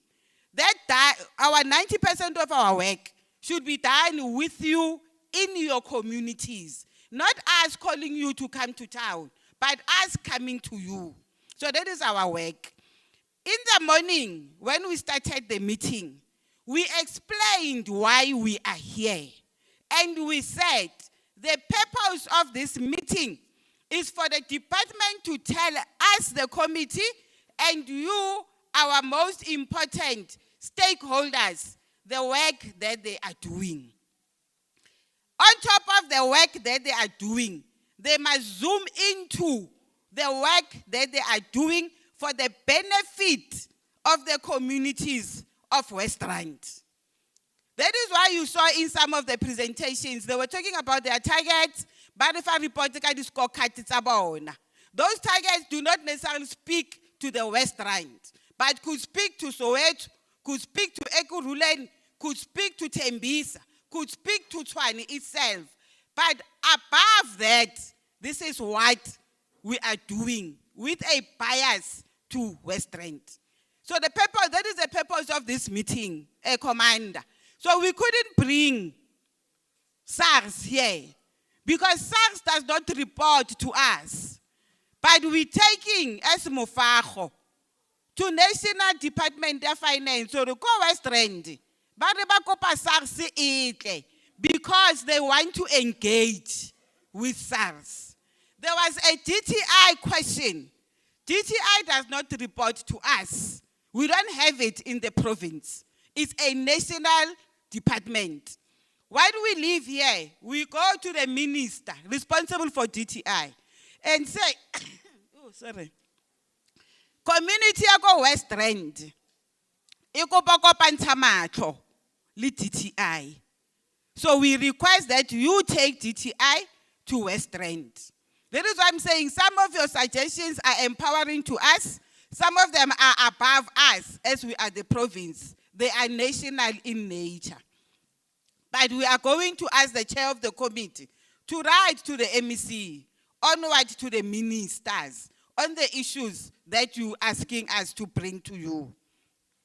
So I thought, let me clarify that. As they come to tell us, because it's important for you to understand that there is an SMME that we are empowering as we are here. No, they'll come. They'll come, don't worry. We will ask the name. But the reality of the matter is, we could not have empowered 20 SMMEs. We couldn't, but it saying A1, that we are contributing to its empowerment. Because, Biggie, Mark Mier. Thank you very much. HOD and the team, can you start with the questions that were asked by the members? Then the team can respond to other questions that were asked. You'll tell us who's going to take the lead. Kupalifa HOD, Mike, bana ba ko hai. Oh, we're swearing on this. Ngwana ko ba nawa ki yo wa man. Wa mo tseba. Thanks, Mr. Pin. No, thank you very much, Chair of the committee, and thank you very much to honorable members of the committee. I was going to request the meeting that we start with the question raised by community, then we take the questions of the committee last, if it's allowed, Chair. Thank you. Just to also preamble by saying the lady who's doing catering for today, and I'm not speaking on behalf of the legislature, is the lady from Motlhakeng. So normally when government goes to a community, it's required that we source in that community. So I see that the lady who might want to explain where's the juice from, but normally we would also want to look at what people do in their community so that we are able to support them. I am going to request that we start with Jeb, Chairperson, if you allow, because a good number of questions came from what Jeb is doing. So we would perhaps request that we come here in front so that we respond from here. The other questions that I think about mining, we do concede that a lot of this area geographically, it comes from the mining part of our country, and little has been benefiting, there's much of the things that are not converted to real minerals from this area, and I think there was a colleague in the audience who said there is a need for more to have a discussion with the department relevant to the mining operations. Chair, I must also indicate that we do have officials from government, because there are questions that need an immediate follow-up and support, so we don't have to give an answer and disengaged. There will be people who will immediately say, how do we resolve your problem today, even before we leave? And that should be able to be dealt with in the meeting. And then finally, we'll request GDDA to come on board to answer what Mr. Wiseman raised. So to mining, we can retreat with Mr. Sibusiso and Mr. Pizzo, future Pizzo. And then Mr. Jason, we would perhaps also give a sense of what is the allocation as the government is doing, department is doing.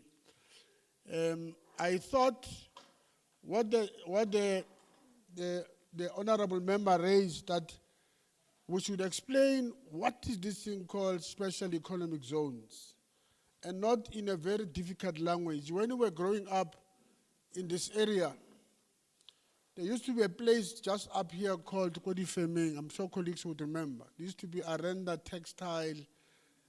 So a lot of young people, when they graduate from school, they will go to that place called Balobatla Musevisi Kodifemeng. So the concept of special economic zone is almost like the same what is to be Kodifemeng. We need to create Kodifemeng in a way that people don't have to drive from their home to Kodifemeng. They can actually get a small Kodifemeng in Tugis. And then we are able to respond to that. So government is identifying places called special economic zones, because in a way apartheid created issue, we used to leave where we stay to go to Defeming, and later on we drive back to home. But I think the issue about special economic zone is about localizing development where people are and identify land where it is strategic and it's more people have access and are able to do the work they're supposed to do. Chair, again, it's unfortunate that a lot of what is raised is a municipal-related issues. And I'm sure as the department and colleagues from agencies, we have agreed that we should also spend time to support municipalities to support the people. Because when we disengage from municipalities, we have a situation where Batobarona Bakra bad treatment in Kodi Maspaling, and we are not there. And when we come here, they will ask us about what is happening. So they have no sense that there is one municipality and there's a department. They say you are all government. And therefore, when you respond to us, the promise of the president binds all of us. So that's why when the president said, how do you register? We can't say it's not us, it's somebody else. We need to answer that question. And I'm sure later on, I will cover the point about the registration and how we want to deal with Spaza Shop. For the record, the South African government is paying attention to South Africans. Of course, we are deeply infiltrated, but there's a need for us to respond to how we deal with Spaza Shop. MEC Maile has started in Imbizo that is coming in sometimes next week in the West End to focus on registering who are the people who are in Spaza Shops. And then if there are those who have a problem to register, there should be a help to help them register. And those who have a problem with compliance, there will be a process to help them to comply so that you don't create exclusion because of how you enforce them to comply. So there's a sense that something must happen. What I can take from where I am is to focus that we give attention to those issues, so that we don't answer you for by the way, that we are here because we want to tick the box. Because otherwise this box must be ticked again next year and then we will have lied to you. So the issue is about ensuring that we give all the answers, and those that we can't give the answers, we should be able to say we'll come back and to give all the answers. So I'm requesting my colleagues to be as truthful as possible so that we are able to come back and answer the question. Let me make a point, Chair. There's much about tourism and about how sports has emerged in this area. Many years ago, there was a guy here in this place called Kenny Jacobs, one of the best marathon runners in the then Transvaal before Gauteng was born, and eventually he passed on. So there's an issue about how we recognize Kenny Jacobs in the area. But also here, there was a guy called Aladdin Stevens, who was a professional boxer, and he was in a featherweight championship of the South African Championship, who became one of the champions in South Africa. I think then it used to be called All Black Championship. I don't think he was able to do the World Cup, the World Championship of boxing. So I agree with colleagues who says, over a period of time, there's been a production of sporty people here, and therefore the focus of the area must also say how government should help to support that heritage. In Tukis in particular, this big hall here was built not very long in the late 80s, 1982 if I'm not mistaken, precisely because there were boxing that are emerging here.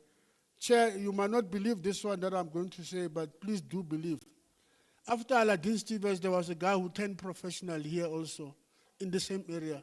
His name was Mponawa, who became the Transvaal Championship. You might not believe, Chair, but it's the truth. And then, Chair, there was a Bergman, John Bergman, who came immediately after my shoulder here. I used to shape him when I do the junior training. So he came also from here. There was a John Losper, there was Joseph White, a number of them who produced in this area. So I agree with the other young man who says there's a lot of professional boxers that came from here. And then in the other side of the town, they used to produce the aces only. There was Ace Ntuleng, Ace Manyesa, Ace Kuze, and there's now the other one who's playing for Parrot now called Makaule. So of course there's a need to shape sports, but it's it's not a chance thing. It must be properly conceptualized by government and the support of the community. So we therefore say to those who says, let's appreciate these people. It should not be something that we only raise in meetings, but it's something that we go back to and shape the discussion better off so that government can be able to say how we support. The appreciation of Ace in Julian was precisely that stadium. The Terama Tebula, who was the first flyweight champion of the world from this part of the world, was here. I mean, the first black champion was Terama Tebula, just not very far from here. So I do say we do have an appreciation for tourism. Let me make the last point about agriculture. There's a lady who stood up and said, I'm in agriculture. Again, there was a project involved in this area in 2004, and governments will still support it. Is the fact that when apartheid was still apartheid, there used to be something called the maize belt. If you remember, it used to run all the way from Lake Timberg, it would go to the Val, but it will end in Emelo. But the determination of price of maize used to be done here, in the Delmas. So the story about food processing, there's NOLA here next to us. So I agree with you, my sister, that the belt used to run from here in Krugersdorp, past Randfontein to Ventersdorp on the maize production. And therefore, we need to encourage more people to do farming. I do think before we leave here, Chair, we will also work with the ladies and see how best we can unlock. Some more things are not related to us. However, we can't leave this meeting and say it's not us, somebody else. We are government officials. We are expected to be everywhere. We will do something to talk to what the ladies have said. So let me invite Jeb to come first, and then the rest shall follow. Jeb, it will be good that you stand here and then you face the people. We will eventually turn this way to address the committee on what the question they raise. Jeb. Thank you. I will start on the question from the community members. The first question I will address is the one that was asking if there's a target breakdown, maybe per local community. So my indication in that, my answer is that because we have a limited budget, so normally we don't do that breakdown allocation, but it's on first come, first serve basis. Then also the question about when will GEP have funds available. I think our programs are overly subscribed. Our budget is very limited. Each and every year, we find ourselves that we have to roll over some of the application to the following year. So this is the situation even this year. We have ran out of budget. So all the applications that have not been processed will roll over and be prioritized for the new financial year. So our financial year end start from 1st of April of every new year. So that is the situation. The other part was the challenge of accessibility of GEP in certain areas, because we only have 2 offices in this region. As well, in the same situation, we have limited resources. We are unable to have physical offices in all the local areas. And yes, we've made efforts to ensure that we are in every district. And also in certain areas, we've co-located in some of the local municipalities, but we are unable to be in every township and every local municipalities. However, we've made efforts by introducing online access facility, whereby it doesn't matter where you are located in the province, you can be able to access us through our GEP online. So that has been the solution in that area, which we're still having an effort to improve also our online system at this point in time. And then another question, what support is provided to those who want to start businesses? I think a GEP in the region, we've got through the regional office, we're able to provide support from entrepreneurial training, which will prepare you to understand what it takes to start and run a successful business. They will support you even when you want to start with to develop your own business planning, how to assess the market and ensure that whatever business you are establishing is viable. So GEP will take you throughout the process of establishing the business. So you can approach the regional office, the one in Elof Street, and speak to a business analyst and just indicate the type of business you want to start and the stage you are. Then they will just advise on an appropriate way.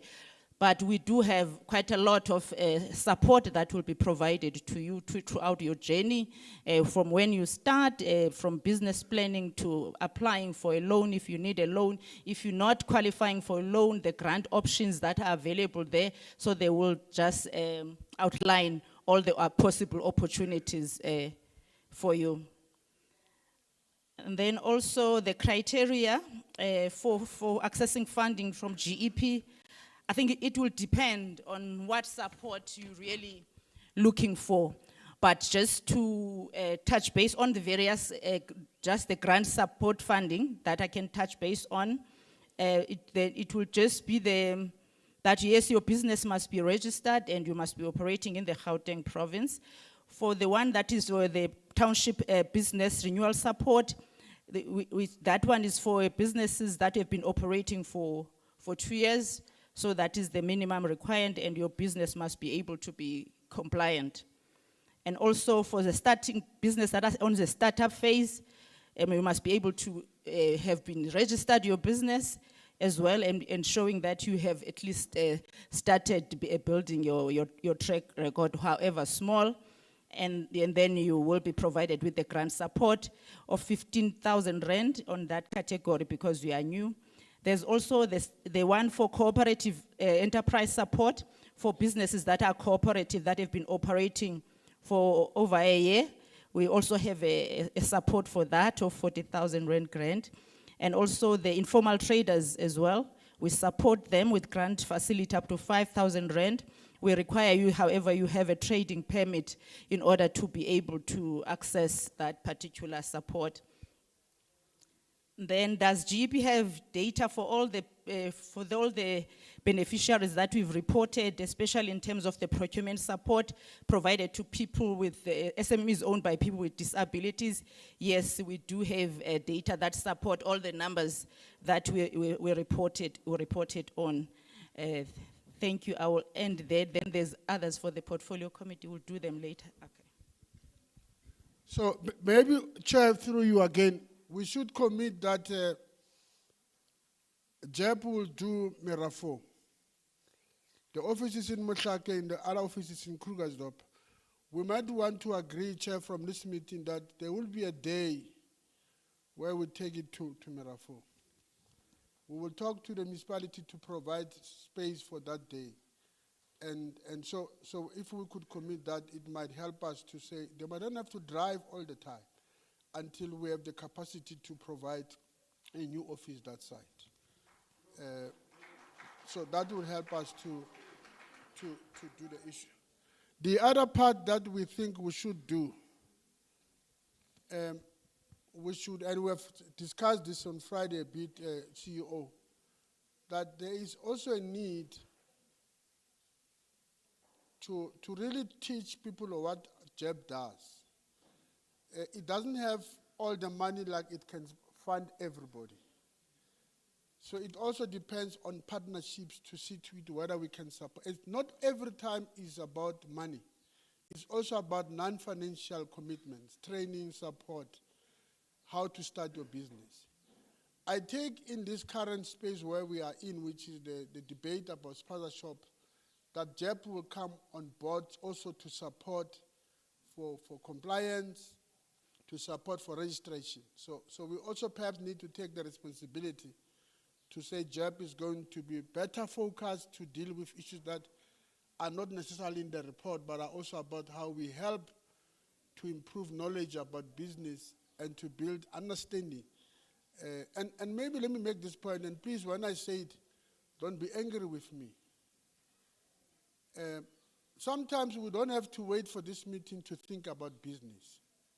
We should start so that government can help. But if you are sitting, almost like a person who's going to town is asking for a lift, but the lift is standing. So normally people who go to town, they go, but they also ask for a lift. So the card collects them as they go. So let's agree that we will create a space for you to also get JEP to assist there. The critique of the department largely comes from there, but it's also expectations that are not there. And we should be able to help that community appreciate that JEP can do as far as, not everything.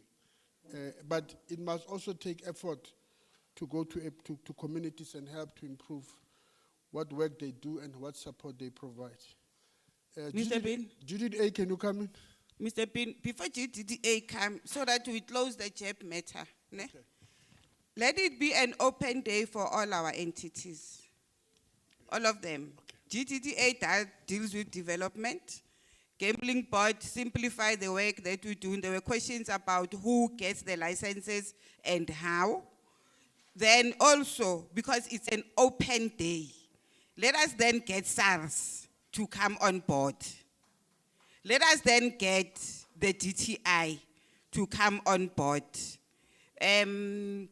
What else? SARS, DTI, so that it becomes a whole package, open day. You know, hopefully by the time we leave there, communities and even the communication of the open day, part of the criticism is who and how do we invite? So that who we invite will be people that we expect to benefit directly out of the open day. You know, so let's look at the basket of services that we could bring. You know, yes, it will go to Mitlakeng, but let's also see what else can we bring, including the municipality. There was a complaint about LED from the municipality. We are not responsible for that. That is the municipality. So the municipality must bring its own entities as well, so that there is.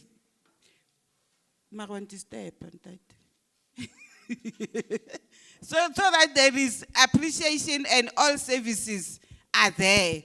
So then the question about availability of we are not entertaining team will bring everything else on the day to Mitlakeng.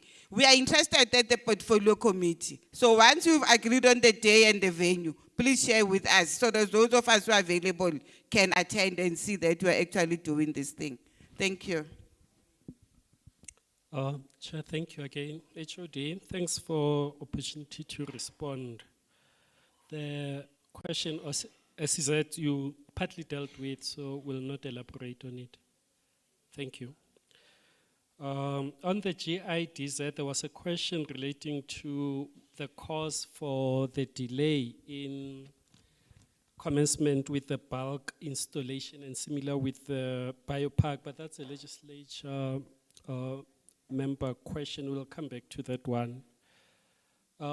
What cannot be procured from Township? I don't know, HOD, if you're going to answer that for the group, but for the GGDA group, we could understand that our budget, largely infrastructure budget. So that is what drives the costs for the GGDA budget. And where there are delays, obviously we cannot then spend that budget. The kind of infrastructure that we're dealing with outside the refurbishment that we do would be installation of bulk. And when we talk bulk, obviously we would be speaking internal roads, we'll be talking wastewater, sewage and the like. So those are the kind of services that we spend our money on, or at least when we look at top structure, we're talking the building that would be 30,000 square meters. That's how big those factories are. And so where the are people within the townships that are able to deliver such capacity, they are welcome. Firstly, to ensure that they are registered with the Construction Industry Development Board, but there's also a system that everyone is allowed to register their businesses in. Now, we have not been in a position to obtain such companies from the townships, not that they are not there, but if properly registered and the like. And we will all recall that in terms of how we procure, we would then be selecting the most economic bidder. But everyone is open in the open tenders that we have. And we do have briefing sessions to which companies that would be interested to bid would be allowed. So that is insofar as construction is concerned. On the other hand, the specialized services that we often look at would be undertaking economic town planning services. EIA is assessments that are environmental impact assessments that are to be done, and I'm not aware if there are companies locally that do that. If there are, you just have to register with the appropriate entities within government and then submit your bids where advertisement have been made. Ekasi Labs, I'll share the detail with you, my brother, before we leave. Then on beneficiation, there is some beneficiation that we do specifically on diamonds.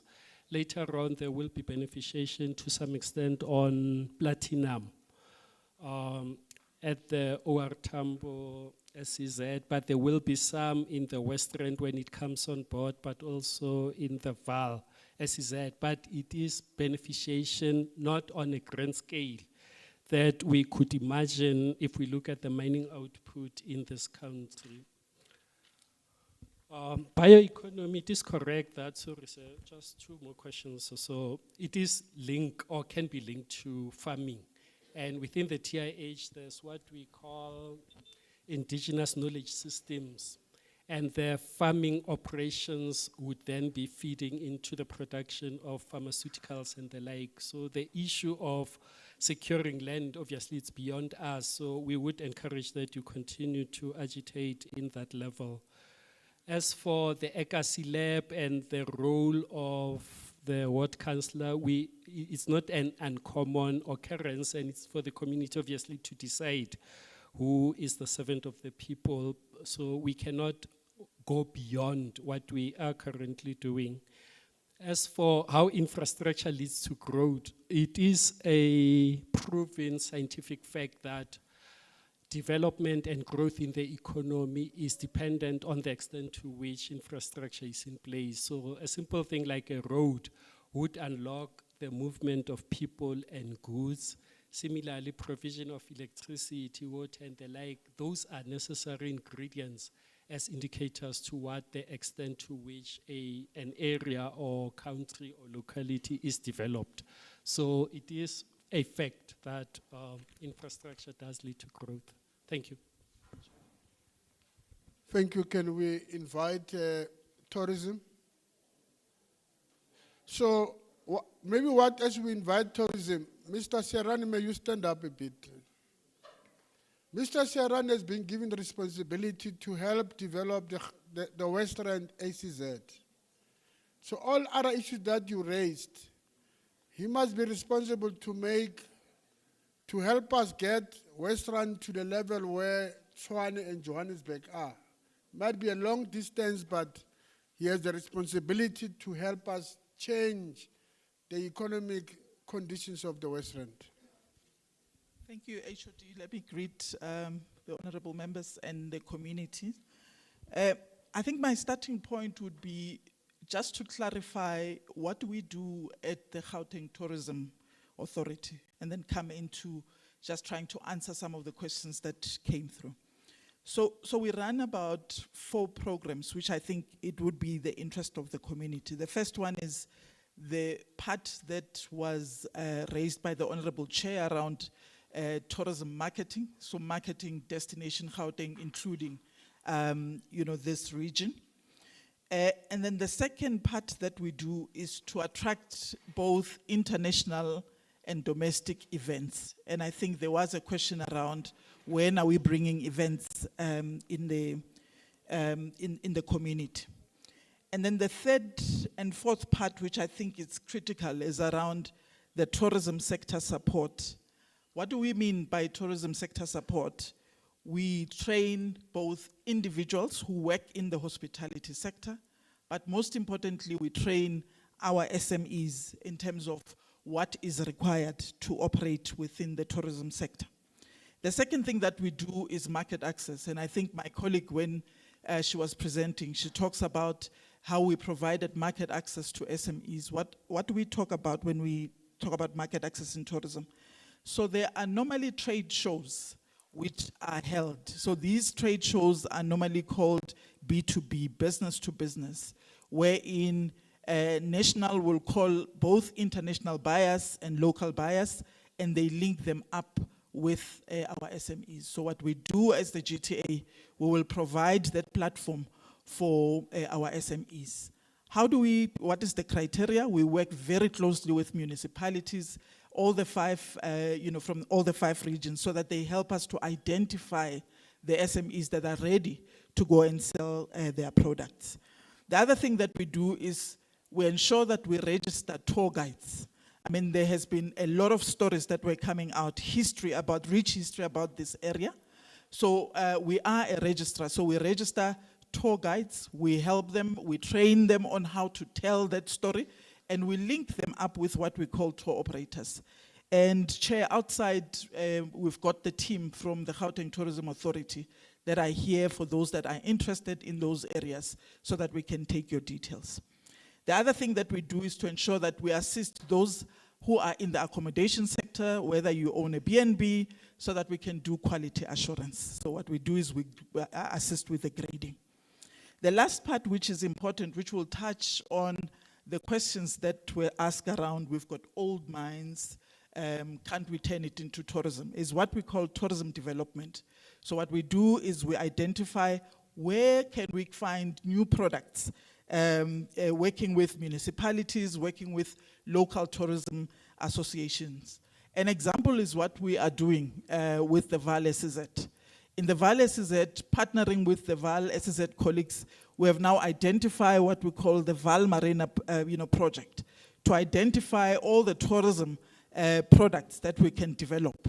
We are at a stage where all the various studies have now been done. We're at a point where we're now going to do a business case so that we can start developing those products, working very closely with the municipalities. So the very similar thing can happen. And the last part, which will also answer the question around the infrastructure, is we deal with what we call tourism infrastructure. We are aware that in all, most of our townships, we've got tourism assets that are not, well maintained. So what we're doing is we're working very closely with our partners at GGDA, as well as, Department of Infrastructure Development. We're now identifying those infrastructure. Coming directly to the question around the old mine, I think it's something that we can take. Surely it's not something that can happen tomorrow, but I think we can start that process of looking at how do we then look at that mining area and turn it into a precinct. So the colleagues are out there, if we can just take the details. But the most important thing that I wanted to just mention is that it is important for communities to organize themselves. So in certain communities, we've got what we call local tourism associations that we work very closely with. That would require that those that are interested in tourism come together and they formulate some sort of an EXCO, a management committee, that will deal with tourism within that particular community. Where we come in as the GTA is to assist and train them, to assist them to set up, but working very closely with the municipalities. What would enable that tourism, a local tourism association to do is you would understand what are the products that exist in our community. But over and above that, who can play in the space of tour operating? Tour operators are those that put together product packages as well as routes so that they can sell them for people to come into the destination and they can actually now go and visit this product.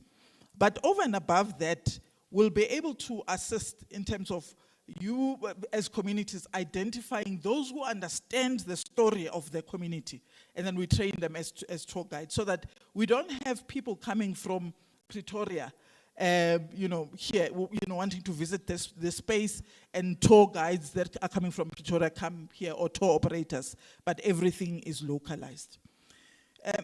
So I think I would encourage that you see the team outside so that we can assist you to, form tourism, local tourism associations like we've done with other communities. There was a question around nature reserve, which obviously falls within the infrastructure. So we've got around in Gauteng, we've got about 6 nature reserves, and the nature reserve that you were talking about is part of that. And the nature reserves, HOD and colleagues, are within the GDART space, so the Department of Agriculture and Environment. However, we're working very closely with them to see how we can start commercializing them. The most important thing that we've done is we've met with Department of Infrastructure Development. They are preparing the list, for us, and then we're meeting with Environment to say how do we ensure that we take care of the sustainability aspect, but whilst driving footfall and ensuring that we can drive tourism into into that space. So I think it's something that we can do. I think the other question, HOD, was around what are we doing to ensure that we place this region in the international space. So last week when we met with the portfolio committee, we did indicate that we've got what we've called the Gauteng Tourism, Gauteng Travelers app. And the team is out there. That app basically we developed to ensure that anybody in Gauteng who owns a tourism product can load it there. And it becomes now the responsibility of the Gauteng Tourism Authority to market. Because one thing that we've got to understand, Bakhulu, is that when your product is not on digital platforms, it's not online, people won't see it. But we felt that not everybody can afford to have those digital platforms. So we actually developed one for all Gauteng products. So the team is out there. If you want to load your product, please go out there. The second project that we did is we have started because the portfolio committee said to us, there are a lot of stories that are happening, but history is not captured. So we have launched that on our website, the Gauteng Tourism Authority website. We are calling for all of these stories. We are calling for events that we might not know, so that we can actually put them on the website and we can package them and we will be the ones to transfer it into the app so that people can know about these products, and then we take the always on approach. My last point is that as a GTA, whilst we don't run incentives for tourism, National Department of Tourism has got multiple incentives that were driving awareness as the GTA. The first one is the Tourism Equity Fund. The Tourism Equity Fund, the Department of Tourism partnered with CIFA so that we can start identifying these projects that needs funding so that we can drive transformation. We can start actually seeking for black-owned, managed, businesses. So a project like turning a mine into a tourist hub could be part of it, but you need to do a business case and all that. So that's one of the incentives. The second incentive that is currently running until next year, February, is what we call Tourism Green Incentive Fund.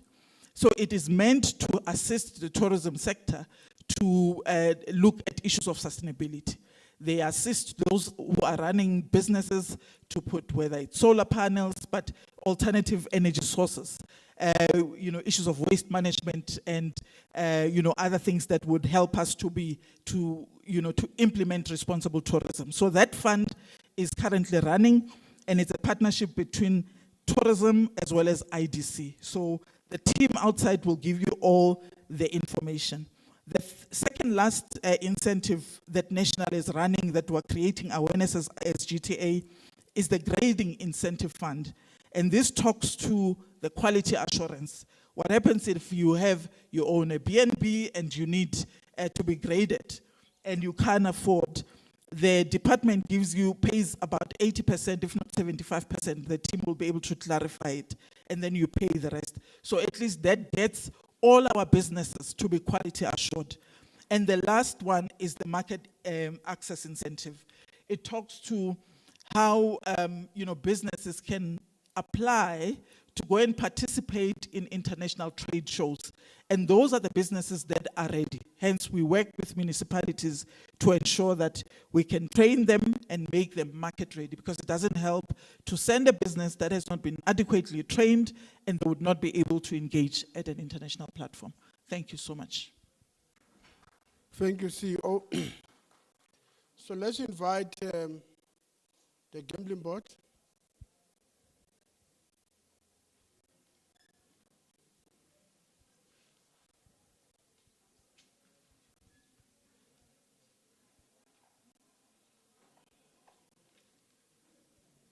Thank you, HOD. Afternoon once again.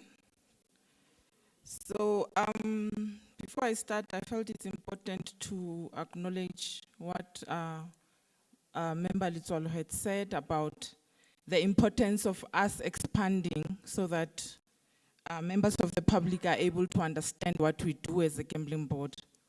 Because one of the questions that came out was, is counseling provided or support provided to problem gamblers? So on this one, we do have a target that speaks to that, only it was not expatiated. So we have a target that speaks to awareness sessions on responsible gambling. So on this target, what happens is that we go out to communities in our regions, and we make sure that we target school children, the elderly, so that we provide such counseling, even at the casinos, at your bookmakers. We also go there to make sure that people are aware of our slogan that says, "Winners knows when to stop." So we make sure that people are aware of what the social ills that are associated with gambling. We have partnered with the South African Responsible Gambling Forum, where we refer problem gamblers. So this forum is a champion on awareness sessions on responsible gambling, problem gambling, and they take people in for counseling. But over and above that, what we do is also have a program of self-exclusion. So this problem, once you know you have a problem, or your family knows that you have a problem, there's an option for you to self-exclude yourself from gambling. So this also is provided to our licensees so that they know that there must be an option for a person to self-exclude. Over and above that, we also, on our website, we also have a shared call that, so you'll go there, 0800-066-008. So this will help problem gamblers, or for information, for you to know how to identify problem gambling, how to assist anyone that you think has needs to be responsible, or refer the matter to the gambling board for any assistance. So all that information is on our website, but we are also available to provide more information on this. The next question was around illegal gambling and outlets that might be owned by foreigners. So on illegal gambling, like I've mentioned, we partner with the SAPS. We go out there and raid, but we also rely on members of the public who will come and tell us that we suspect that this outlet is an illegal operator. So we rely on our licensees, members of the public. We also go out there and monitor what is happening. So we are aware that there is illegal gambling. In terms of ownership of licensed premises, we do go through vetting. There's vetting that goes through to ensure that the owners are verified by the Home Affairs before we give them the licenses. So that process is very lengthy and it goes on. In terms of foreign nationals, they might be the owners who have been verified, who have your permanent residency. So it would not be that the Gauteng Gambling Board has not verified the ownership of such. In terms of illegal operation, it might be that there are foreigners who are owning illegal operations. We rely on the community as well to alert us so that we can partner with the SAPS and raid those outlets.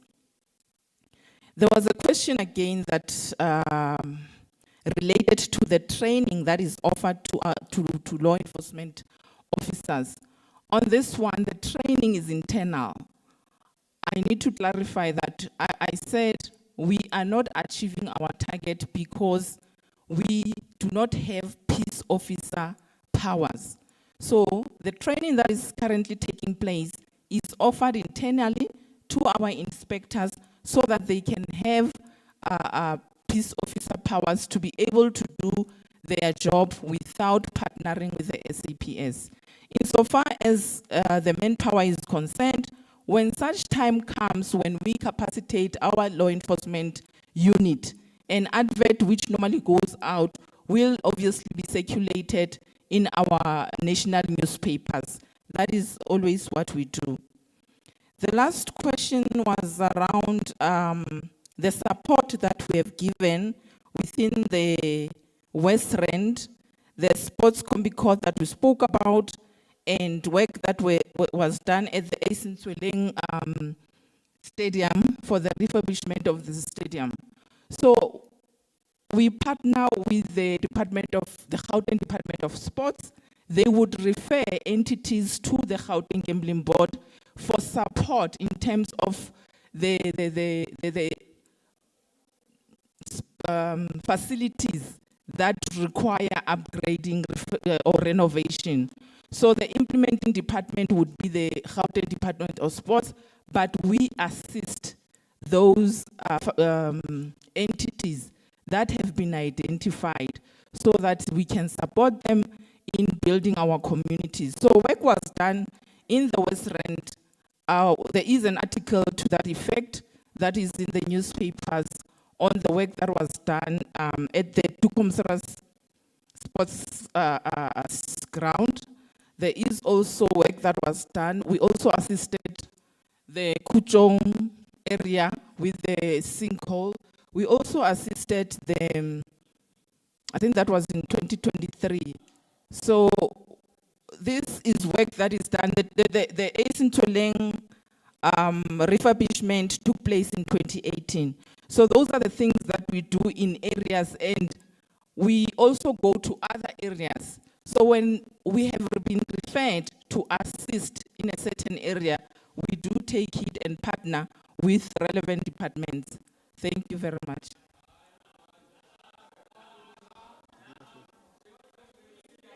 Oh, okay. Okay, let's agree that. Let's agree that. Mr. Pin Emanyan. I get we agreed in the morning. We agreed in the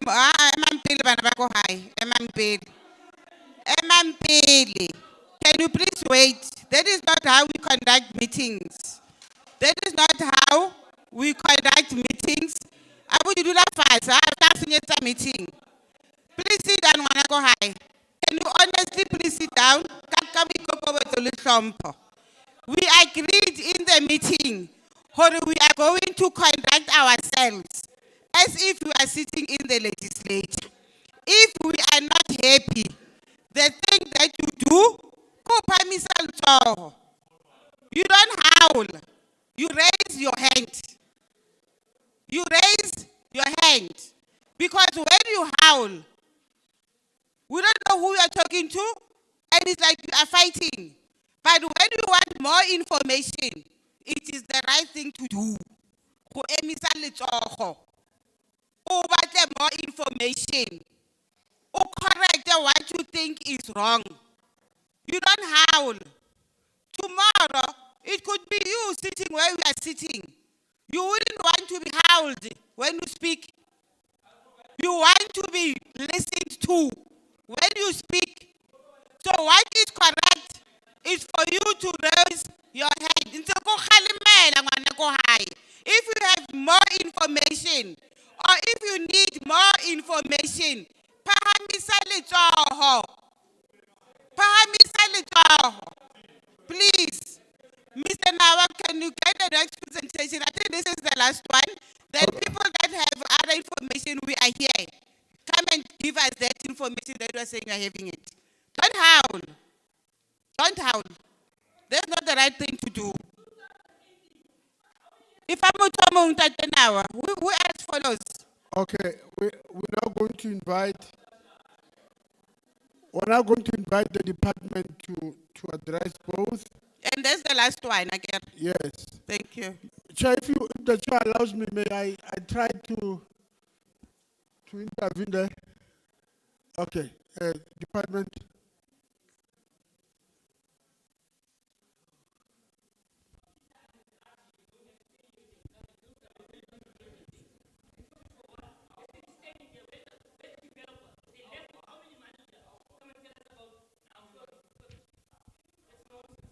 One, two, testing. 1, 2, 1, 2. Are we? Thank you. So, thank you, Chairperson, Honorable Chairperson, and Honorable members. Good afternoon, members of the community. So, I'll pick up a couple of questions, and then my colleagues will help me with some of the detail. I think they are still here. The first one is around post-mining economies. So, we are interested, as instructed by the Premier, to look at local economies that have been affected by the decline in the mining sector. So we are currently working internally on a concept of how we're going to approach this, and your area is one of the areas that are earmarked for a post-mining economy intervention. And some of the elements that you've suggested here are most welcome, such as the waste economy, and we are doing a bit of work around that to conceptualize that. I think my colleagues there also spoke about heritage tourism. That could be another pillar of your post-mining economy strategy, and so on. The second issue I wanted to address is the issue, I think it straddles between the members of the honorable members' question and the question that was raised from the floor. This is about procurement from the township. So last year, the honorable premier announced that he wants us to procure 60% of goods from the township. At the end of that financial year, the provincial government had procured about 10% from the township. At the end of the second quarter of this financial year, we had procured 17% across provincial government. So when you look at our 3% as a department in the second quarter, you must look at it in the context of the broader provincial government procurement. As the chairperson said, Biki, Makmir. So we're getting there. One of the things we're doing to support township procurement is a program where we help suppliers in the township, one, to be compliant. So constitution is also about that, where you get your registration in order, quality assurance, etc. 2, you get trained on product development and certification. And 3, we work with colleagues from JAP for business development service support, which would, amongst other things, train you on how to trade with government, the things you need to take note of, and so on.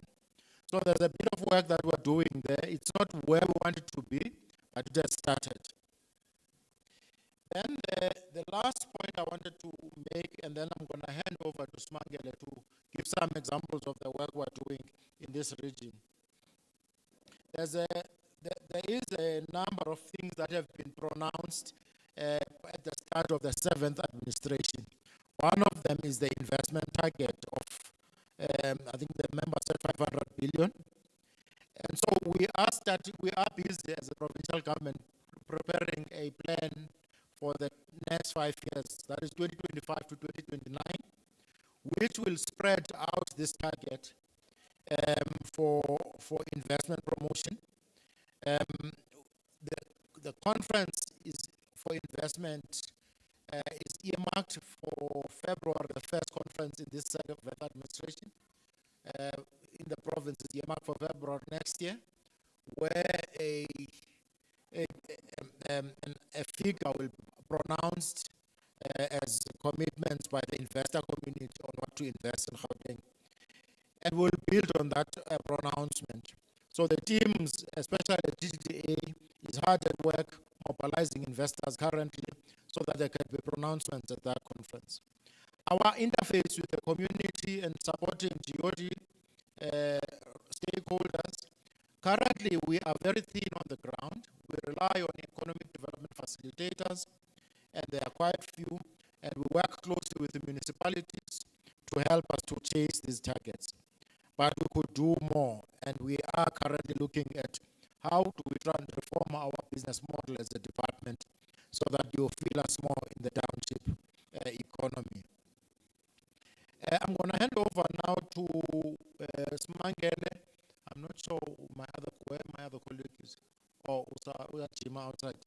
Okay, over to you. Thank you. Thank you, Chairperson. Good afternoon, members. And Dumelang Baholo. I'm Smangele from Economic Development. I'll talk to what we're currently doing here in the West Rand. From Inclusive Economy, right, we conduct empowerment workshops in partnership with municipalities.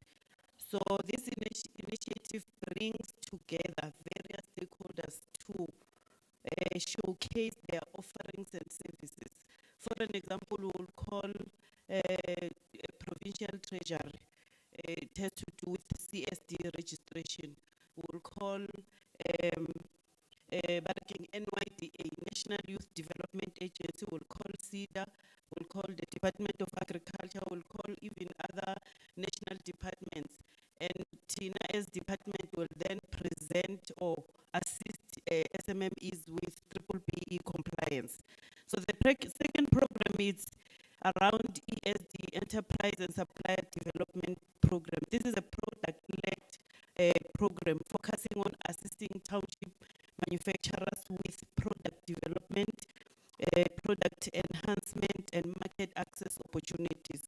So we held 2 events in the West Rand this year, in Kokosi and Carltonville town, wherein we were mapping some of the SMMEs. Just to say, from that initiative, we managed to assist 2 SMMEs from the West Rand. So we also have another program called Last Mile Delivery Program. We trained 25 learners in the new venture creation and assisted with driver licenses to participate in the Last Mile Delivery Program. We signed MOUs with Uber Eats, take a lot for job opportunities for drivers and market access for township manufacturers. We also trained 30 young people in the built environment space. We trained them in machinery maintenance, plumbing, electrical, bricklaying, and welding. So this program was concluded in June. So just to mention some of the initiatives that we partnered with municipalities, on the 16th of September, we invited women in Rand West district to participate in an empowerment of women-owned business public procurement project. So we had invited the president who was there, and a number of stakeholders were there just to present on their initiatives and also encourage women to, procure we had a pop-up flea market in partnership with the Rand West municipalities. On the 13th to the 17th of October, we had a workshop for young people. 38 of them were trained by National Youth Development Agency in Carltonville. And then on Thursday, we'll be having our own or hosting our supplier development session with Blind SA in Kagiso. Thank you.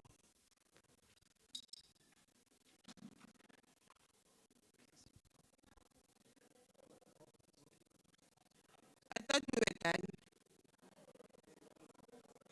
Huh? Not yet. What is left? What is left? What and what? What department? All two of them are from the department. What is I believe? Let's summarize Okay, the answers. I'll be very Because quick. they're not the preamble and answer. Straight to the point. Good afternoon, ladies and gentlemen. My name is Witness Mukwana. I'm also from DD. I'm from a unit under economic planning called Sector and Development Unit, and I'm responsible for the green economy and energy sectors. I believe my DDG explained the work of sector. So I'll just briefly take you through some of the programs that we have undertaken that are linked to this region. At the top of my head, I could think of about 3 programs. One key program is led out of the Premier's office, but because we are the Green Economy Unit, we sit and play a significant role in that. It's the Merafong Solar Program. The solar program seeks to establish energy projects up to the total of 800 megawatts of clean energy developed using solar. So far, the project went on RFI. There were responses, and I think about 6 project developers partnership have been established, and the project is currently at pre-feasibility. Secondly, in the department itself, about a year or so ago, we went on RFI also to seek partnership in the green economy and microgrid program. That partnership returned various innovative technology proposals in the green economy and energy space.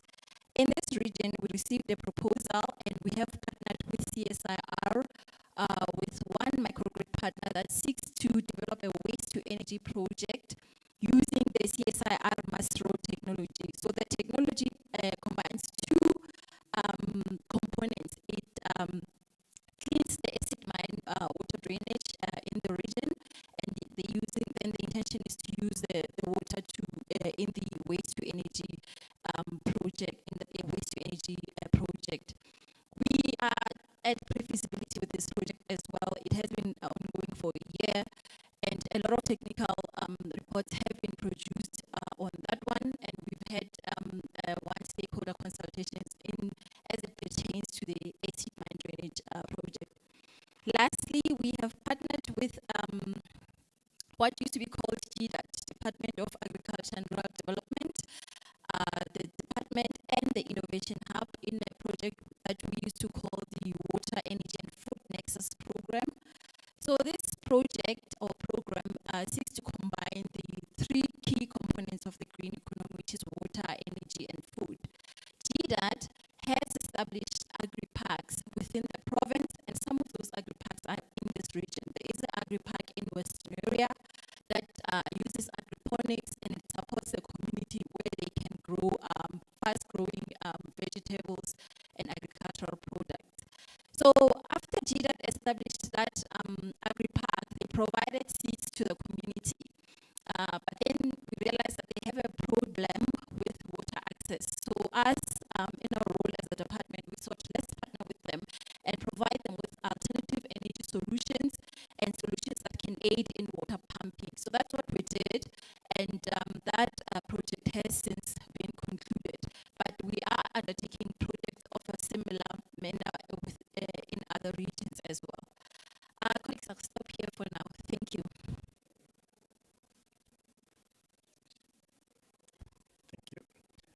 afternoon, Chair and honorable members. Good afternoon, community members. Mine is just a small one. Just to indicate, I think there were questions about what work do we do and how do we assist, especially small businesses. And a question was asked by one gentleman who spoke about SARS and so on. So we also have a unit also called Consumer Affairs that goes around to all the areas that deals with issues of compliance and assists many SMMEs to comply. Just recently, we were in Falkville, and in Falkville, we're at Molatlekhi Community Hall. And Chair, I just wanted to indicate the number of people or the agencies that were there assisting in ensuring that compliance does happen, particularly in the issues that the gentleman had raised earlier. So just on the 14th, which was last week Thursday, we were in Falkville, as I indicated, and these were the stakeholders who participated in trying to assist most businesses and aspiring businesses comply with what is required in the specific sectors that they wanted to participate in. So we had JAP, who was there, obviously, SARS, as was requested. So SARS does participate in some of these activities that we host in most of the areas around the province. We had Family Tree, we had Casinoto, we had the Western LED MMC. So the MMC itself was also participating in this particular stakeholder engagement. We also had the PCO, Itemalabantu, then we had all the agencies, we had municipalities and the councillors, COCTA and SCPS. We've got a range of other activities that we have done, which I'm not going to go to because of time, Chairperson, but I just wanted to indicate that what the member had asked earlier is being taken care of. SARS does participate in most of the education and awareness sessions that we are hosting across the province. Thank you, Chair. Thank you. Mr. Pin, you have 2 minutes to summarize. Let me come out, like you do the facts. Thank you, Honorable Chair, once more, and honorable members. To take home from the meeting, Chair, the issue of tourism, we agreed that we are going to have a visit for all one-day event, and we bring everybody to support. So that will happen. So we'll ensure that even these must be given attention. So I take that the point raised that there's sometimes no attention to what you call colored townships. We do give attention. There was comparison about what is happening in Tshwane and in the West End. That we also want to retreat to feel that something must be given. In summary, Chair, is that the department will have to come back, and I'm saying the department will come back not next year, sometimes next week, some events must start to take place. I'm certain next week we are hosting those who own properties, who actually hire out properties. We also have a discussion with them. The rest is that, colleagues, we're not going to leave immediately. Those who still want to have follow questions, we request that let's meet outside. At the conference sports, events, and all other issues, let's meet outside to see how best we can give feedback, but not only for you, but also to give feedback to the committee. What are we doing to solve all other problems as raised as concern? So let me not waste time, Ross. I might take long. Thank you very much, Mr. Nawa. He is the acting HOD, but Bako was right. So you are empowered here as well. I can't tell you, I saw to take it. So he's the acting HOD. So I simply sign of the soil. Yes, the West Right. No, thank you very much. We are almost at the end of our meeting. Our agenda has what we call NCOP. We don't have issues on that. We don't have any petitions. Remember, is always very upset with committees who don't have petitions. You know, we are not presenting our resolutions to this meeting. We are almost at the, we also don't have correspondence. As we close our meeting, Mr. Nawa, we want those gentlemen there as well. We are going to come there, call them to come here, so that we hear what are their dissatisfaction. So they must stay in here so that we have that, we wrap up their issues. Because my sense is their issues rest on service delivery. One of them was complaining about grass that is not cut. So that is basic service delivery. Then we have to hear them. So if we could come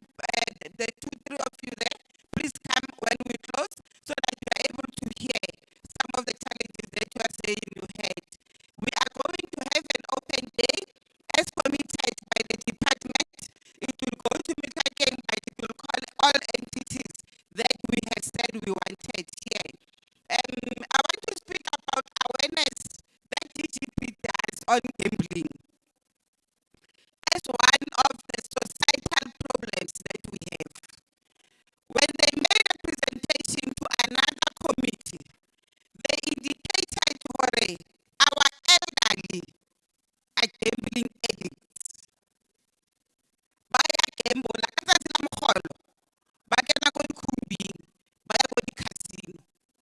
They stay there, ka mogolo kaofela, ha ba tlamehile ba tle ba boe gae, ha ba sa na tšhelete ya ho boya gae. So we have a societal problem. So part of their awareness program is to focus on social development. Gore ke eng e etsang gore bonkgono le bontatemogolo ha ba fetsa ho gola, ba nagane go ya Silver Star, and ba dule moo up until tšhelete e fele if they are not lucky enough. So we're escalating that as one of the issues that we need to put attention on when we deal with gambling addicts. You know that then part of the discussion that the department must have, we're doing Combicot, gambling board. We have an agri farm. People don't know. By God, but they don't know. Because there's no branding there that says agri what farm brought to you by Department of Economic Development. Combicot brought to you in support of Department of Sports and Culture. That is why people are saying these things that we're talking about, they don't know them. Because abadi is the thing. We go to a school, Rebafa Combicot, how now Botinyane setting molo gore, this is a government of Gauteng project. Duly brought. So let's also improve so that people know what you are doing. Because it's like we're not doing anything. And all these things are happening. Kilabon. So with those words, I want to thank you very much, my beautiful audience. As I said, our job is to come to you. We take criticism because we need to do better. Because if you don't criticize us, remember that person over Mitsango, the emperor is naked, and think we're doing so well. Can't deal in the issues that you are not happy about. So your contribution we take, your criticism we take, and we promise that we will do better. There are things that you said we need to do. We are indeed going to do them. So for all those contributions, I want to thank you very much. The department led by the MEC, please pass our gratitude to the MEC, Mr. Pin. We appreciate that you guys, you respected the committee, and the MEC did as well. Yes, there are conflicting needs that society had that made him leave. So, but we do appreciate you coming. Appreciate members of the portfolio committee. Your guidance is always appreciated, and thank you very much. We want to appreciate and thank the guys that are capturing you there at the back and assisting you to follow the work that we're doing and everything that you said. You are appreciated, the support team, the people of the sound, the most important people that we forgot to acknowledge in the morning. And I really apologize for that. Our sign language interpreters, they are always part of our work. They always support us so that we reach also the people that could not hear but could see the work that we're doing. So thank you very much. Your caterer comes from Mutlakeng. Kipango Business Enterprise. Libitola hai ke Maginette. In fact, we talk about Randfontein. So we procure from here. As I said, we can't really give all SMMEs opportunities, given the limited budget that we have. But we strive to leave something in all the areas that we go to. People that captured us, that made us look beautiful on the screens, we really thank you very much. Matsiriso wa lerata, ra leboga.